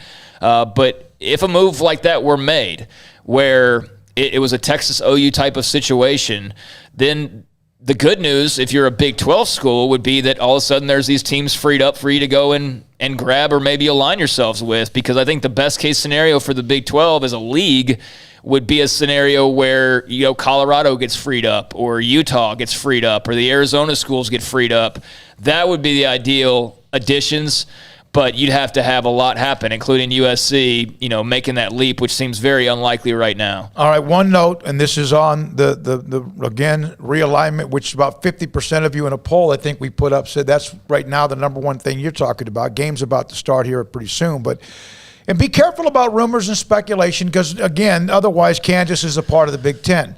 Reporters, SEC looking to expand because they want to counter the Big Ten, Pac-12, ACC, and all of a sudden, teams out of the Big 12. I did read that earlier. They're not scared of anything. The SEC, if they wanted to expand, it would not, with all due respect to Oklahoma State or Texas Tech or Baylor and TCU, it would not be looking at one of those four teams. It would be looking at something, a bigger fish to fry. That's just true. That's what they just added in Texas and Oklahoma. If they wanted those teams, they could have taken them when they had the other ones. They just wouldn't. And all right, when we come back, I did see this. Amazon has announced former NFL Network executive Mike Muriano has joined Amazon as executive producer in live sports at Prime Video. There you go. And that is something that could open the door for people who otherwise don't have enough clout, right? Yeah, whether it's for the Big sure. 12 or even add to those who do. Yeah, we know Amazon's in the NFL game already, and they're probably only going to expand that as the years go by. But, I mean, there is tons of reasons. There are a ton of reasons to believe that they should or could get involved in the college game as well. So, yeah, that's notable, and that's definitely one of those outlets that I think Mac Rhodes and the Big 12 folks and college football folks are going to be looking at very heavily over the next couple of years. And they're also looking at trying to lure Al Michaels to be a part of one of their broadcasters or be a broadcaster. Of course, Mike Tirico's hovering. They've got the money. That's for sure. Amazon's got the money. All right, when we come back, Paul Catalina's Top 5. This is Sikkim 365 Radio. In front of me is a picture of a box of Aging Room Quattro Nicaragua cigars. They have been ranked at times throughout the world as the number one ranked cigar, and of course that comes and goes, just like college football rankings. The Quattro Nicaragua is an incredibly full flavor cigar. I guess you could say it's kind of a collaboration between what is Romeo and Julieta and Monte Cristo, which is, well, those are two great brands of cigars as well. Cocoa, hay, and black peppers, kind of like what you have with that particular flavor, or when you do light up a Quattro Nicaragua, Aging Room Quattro Nicaragua cigar. These are found inside the 48-foot walk-in humidor at Don's Humidor and Coffee Beans on Valley Mills in the Town West Shopping Center just off Valley Mills in Waco. Aging Room Quattro Nicaragua cigars are available as singles or in 20-count boxes. They come in 4 sizes: Consueto, which is the lengthy Churchill length, also Robusto, Torpedo, and Vibrato, or the Toro. It's a shorter cigar as well. I love the Torpedo. It's just the way that it kind of fits when it comes to smoking a cigar. I like La Fontana and Rocky Patel Torpedo Edge Light. It's Aging Room Quattro Nicaragua cigars inside the 48-foot walk-in humidor at Don's Humidor. Tell Carol, Ashley, and Cheyenne Smokey sent you. At Baylor University, students find their place to shine. They're faithful friends and inspirational leaders. They're championship teammates and independent thinkers. They're on the cutting edge of high tech and in the halls of history. If you want to make the world a brighter place, you can. And if you want to shine in your own way, you can. The spark you need is already inside you. Bring it to Baylor, where lights shine bright.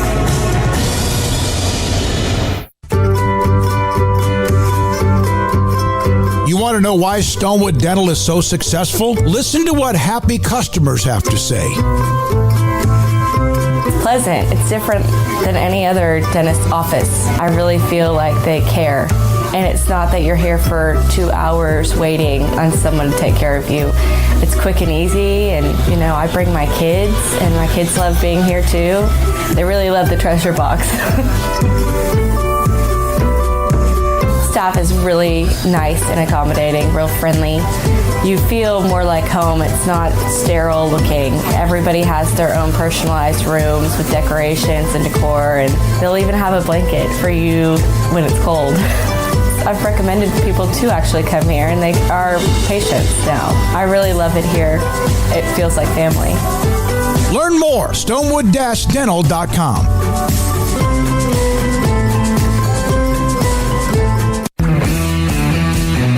At Marco's Pizza, get craveable pizza made the Italian way with dough made from scratch, an original sauce recipe, 3 fresh signature cheeses, and premium toppings you love. Serve hot and safe. Right now, you can get unlimited medium one-topping pizzas for just $6.99 each.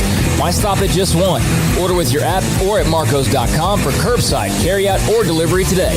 Marco's, pizza lovers get it.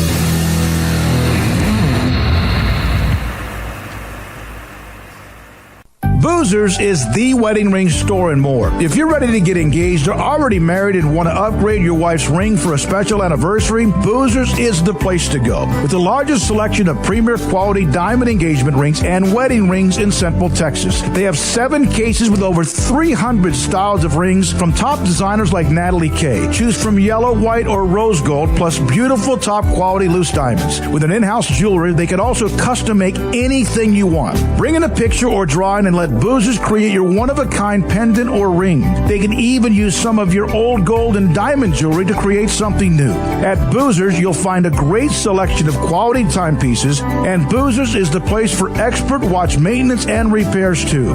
They specialize in expert Rolex watch repair for fine jewelry, watches, custom work, and more. Go to Boozers on Valley Mills and Lake Air Drive in Waco. Boozers, the wedding ring store.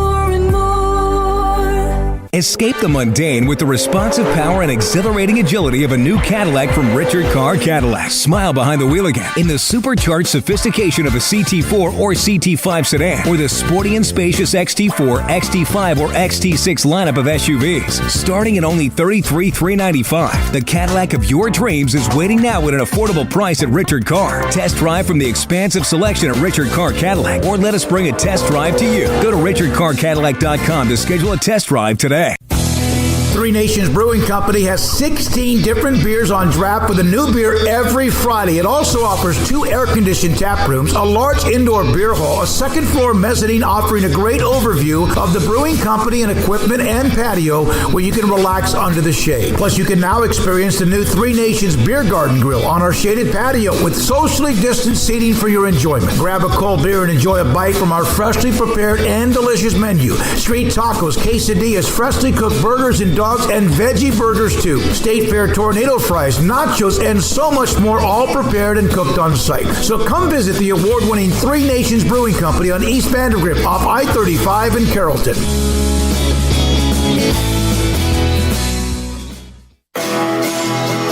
Welcome back to Sikkim 365 Radio. This is Paul Catalina's Top 5 at 5:55.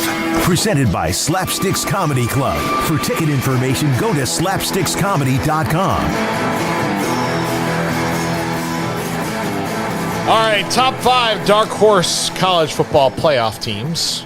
Now, look, these are people who are not. Look, they're not Clemson. They're not Ohio State.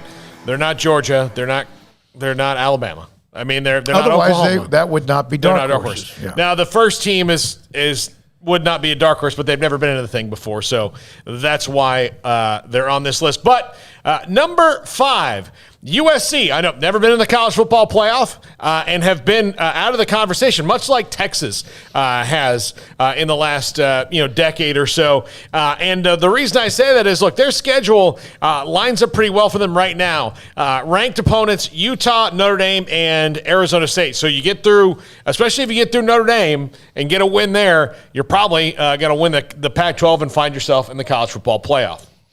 Yeah, I mean, they got a good starting point with Keaton Slovis, and Graham Harrell, and that offense ought to be a lot of fun to watch. I know, they've got a lot of talent as well. I mean, I think Oregon's the favorite, obviously, in the Pac-12. I mean, Utah's obviously going to have something to say as well, and who knows who else. But dark horse, I mean, yeah, they'd be a definite dark horse, and they have just enough talent to, live up to that label of exceeding expectations, I think. Yeah. We talked about this team, number 4, earlier in the show. We'll talk about them tomorrow, or actually Thursday on the program. North Carolina at number 4 with Mac Brown and Sam Howell. Look, they have 2 ranked opponents, and it's getting through Notre Dame, but also Miami, a game that they host at home. If they can avoid, last year they had an upset in Tallahassee against Florida State. I don't think that's going to happen this year. Miami is a team that could jump up and bite them. I don't think Miami is quite there yet. I think they're still a little while away, De'Aaron King notwithstanding. And you get through Notre Dame. I mean, this is a team that could wind up facing Clemson in the ACC title game, and then you get down to a 1-game season, you could find yourself in the playoffs. Tell me how many division championships that USC has won in the last 10 years. I don't know. 4. Okay. Division championships in the South, and then lost in 2 of the 3 games. And then they were ineligible. They have been non-existent. Yeah. They have been. Yeah, they haven't been. I mean, since the Pete Carroll years, basically, and they had the whole. What was the Sark thing, which, derailed them. Obviously, that eventually became a good thing for Texas. But, yeah, I mean, for the most part, they have not been the Reggie Bush and Matt Leinart years are a long time ago now. Yeah. I mean, they're a long time ago, and that's still what people kind of hold on to is that mystique. So, yeah, it's been a while. But, like I said, I think Oregon has something to say there. Now, as far as North Carolina goes, they're not a dark horse in spirit because I think a lot of people are on game with them and people are aware of their potential. I do think if they can, get out of that first part of the schedule without any blips, and you obviously have that big 2-game stretch there in the middle, which will be the deciding factor. But I won't put anything past Mac Brown. I mean, he's done it once again as far as building up a program and putting them into contention. And so, yeah, North Carolina is one of the teams I'm very much looking forward to watching this year. All right, number 3, Iowa State. And this is a team Craig picked to win the Big 12. And if they win the Big 12, then you would assume that means they've beaten Oklahoma at once. They've had to beat them once. Yeah. And if not twice on the year. So I think again, this season really comes down to them, of course, not having any hiccups with the teams beneath them in the Big 12 and beating Iowa in the second week and, getting over the Oklahoma hump when it matters in the later part of the year. Yeah, that Iowa game has been a bugaboo for them, and it's been an early season loss for them more often than not. So they got to win that one this time around.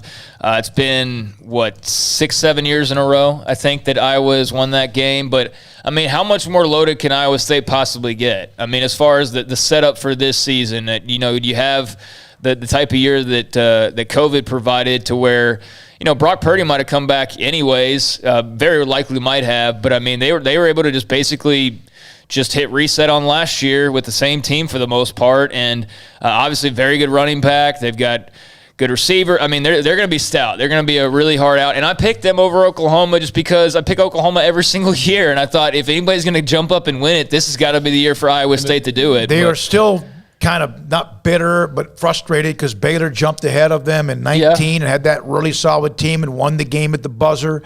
Iowa's won 5 straight against them. They didn't play last year, but they've won 5 in a row, and a couple of them have been down like at the very end of overtime, and then 18-17 was that game in 2019. But, yeah, this is the year they got to beat Iowa, and if they do that, then I think they're on a really strong course to go play in that Big 12 title game. Yeah, and the schedule kind of lines up for Iowa State, too, between Big 12 big boys, so to speak. All right, number 2, Wisconsin. Now, this one's a little tougher road to hoe. Look, they opened with Penn State at home, which I don't know if Penn State's going to be Penn State 2 years ago or Penn State of COVID year. They're not going to be Penn State or COVID year. Or somewhere. They're going to be somewhere in between more than likely. But if you get through the first couple of weeks, Penn State, and again, Notre Dame on this list, Notre Dame they've got a ridiculous schedule. And that's why I picked them early in the show. They're going to have a team in the top 10 that's not, because of this ridiculous schedule they've got. Notre Dame's tough. They got to bring it every week. But if you get through Penn State and Notre Dame,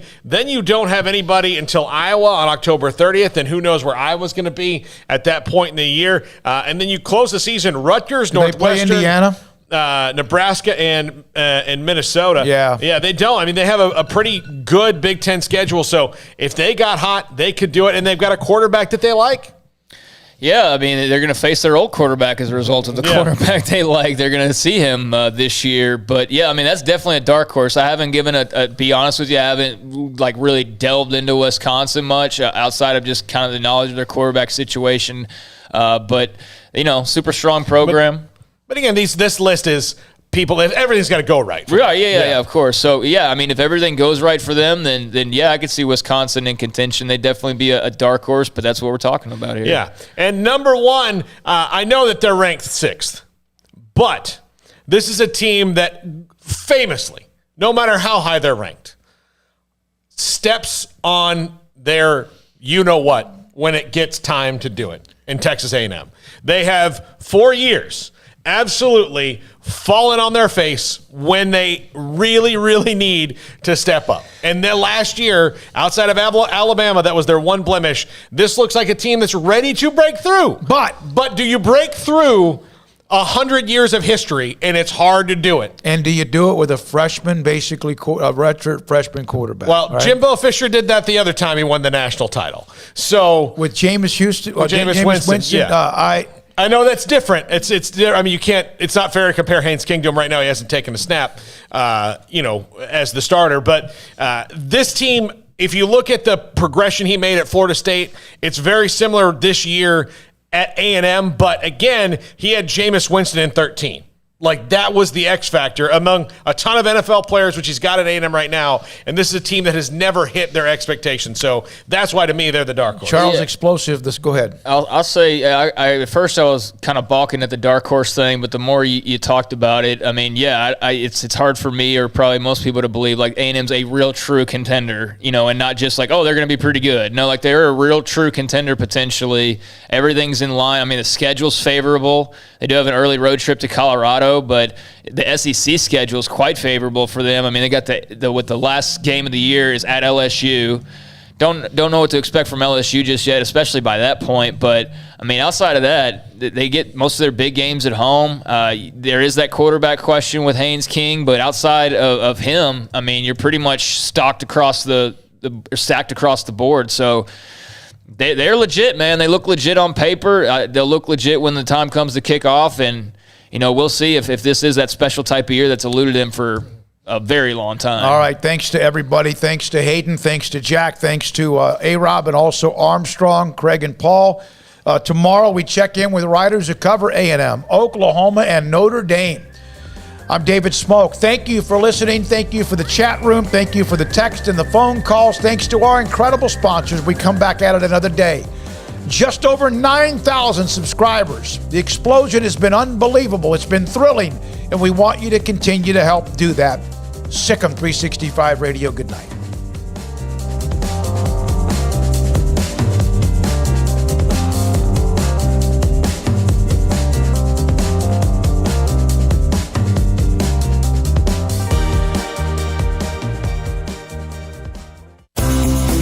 Ideal MRI is a small family business right here in Central Texas. We're open to support you while lowering the cost of healthcare bills. When you need an MRI, ask your doctor for an Ideal MRI. Visit us at idealmri.com or call us at 833-IDEAL-MRI. After my first car accident, I feared the biggest damage would be to my wallet. I expected a mountain of bills and a long, drawn-out process. But my Texas Farm Bureau insurance agent was there when I needed her and helped me get back on my feet and in my car in no time. Instead of a hassle, I got reassurance and a quick recovery. Stop by and see our agents at one of our 3 McLennan County locations. Coverage and discounts are subject to qualifications and policy terms and may vary by situation. Stepping into the boots of a U.S. Army officer can add confidence and leadership skills to your son or daughter's career path. See all the things they can achieve in our boots at GoArmy.com. U.S. Army Waco Recruiting Company, 254-598-8131 or 254-776-1543. Let Camille Johnson Realtors guide you seamlessly through the process of buying your dream home or selling your current one. Commercial, farm and ranch, or residential, Camille Johnson Realtors can smoothly and successfully lead you through any transaction. With a team of 28 experienced agents who are excited about serving you, Camille Johnson Realtors services the entire greater Waco area. If you're in the market to buy or sell, contact Camille Johnson Realtors, 104 Midway Center in Woodway, or find them online at www.camillejohnson.com. Camille Johnson Realtors, elegant, charming, warm. Welcome home. One size fits all. That may be all right for an adjustable belt or cheap sunglasses, but when it comes to your financial needs, no one wants a one-size-fits-all strategy. Cam Heathcott, your Edward Jones financial advisor, knows that his most important goals are yours. That's why he takes the time to understand your needs, knowing you. That's how Edward Jones makes sense of investing. Cam Heathcott, covering Conroe and Houston, 936-756-7717 or cam.heathcott@edwardjones.com. Edward Jones, member SIPC. Did you know that 1 out of every 4 men have symptomatic low levels of testosterone and don't even know it? And if you think you're too young to worry about it, guess again. Low T levels can make you feel tired and grumpy, cause weight gain, and wreak havoc on your sexual desire and performance. Petty Clinic Low T can set up same-day blood screening and results, so if you're tired of being tired, I challenge you to man up and Google search Low T Waco or go online pettycliniclowt.com. It's a private clinic with an atmosphere catering to men. Affordable, only $150 a month, includes lab work, office consultation, testosterone injections, follow-up visits compared to $395 a month in Dallas or Austin, and you don't have to fight the traffic. Petty Clinic Low T is board-certified physician consultations, will provide the best form of brand-strength testosterone available. Contact Petty Clinic Low T today, just off Highway 84 and Old Hewitt Drive in Woodway. Petty Clinic Low T, helping men become the high-performance men they deserve to be. PettyClinicLowT.com or Google search Low T Waco.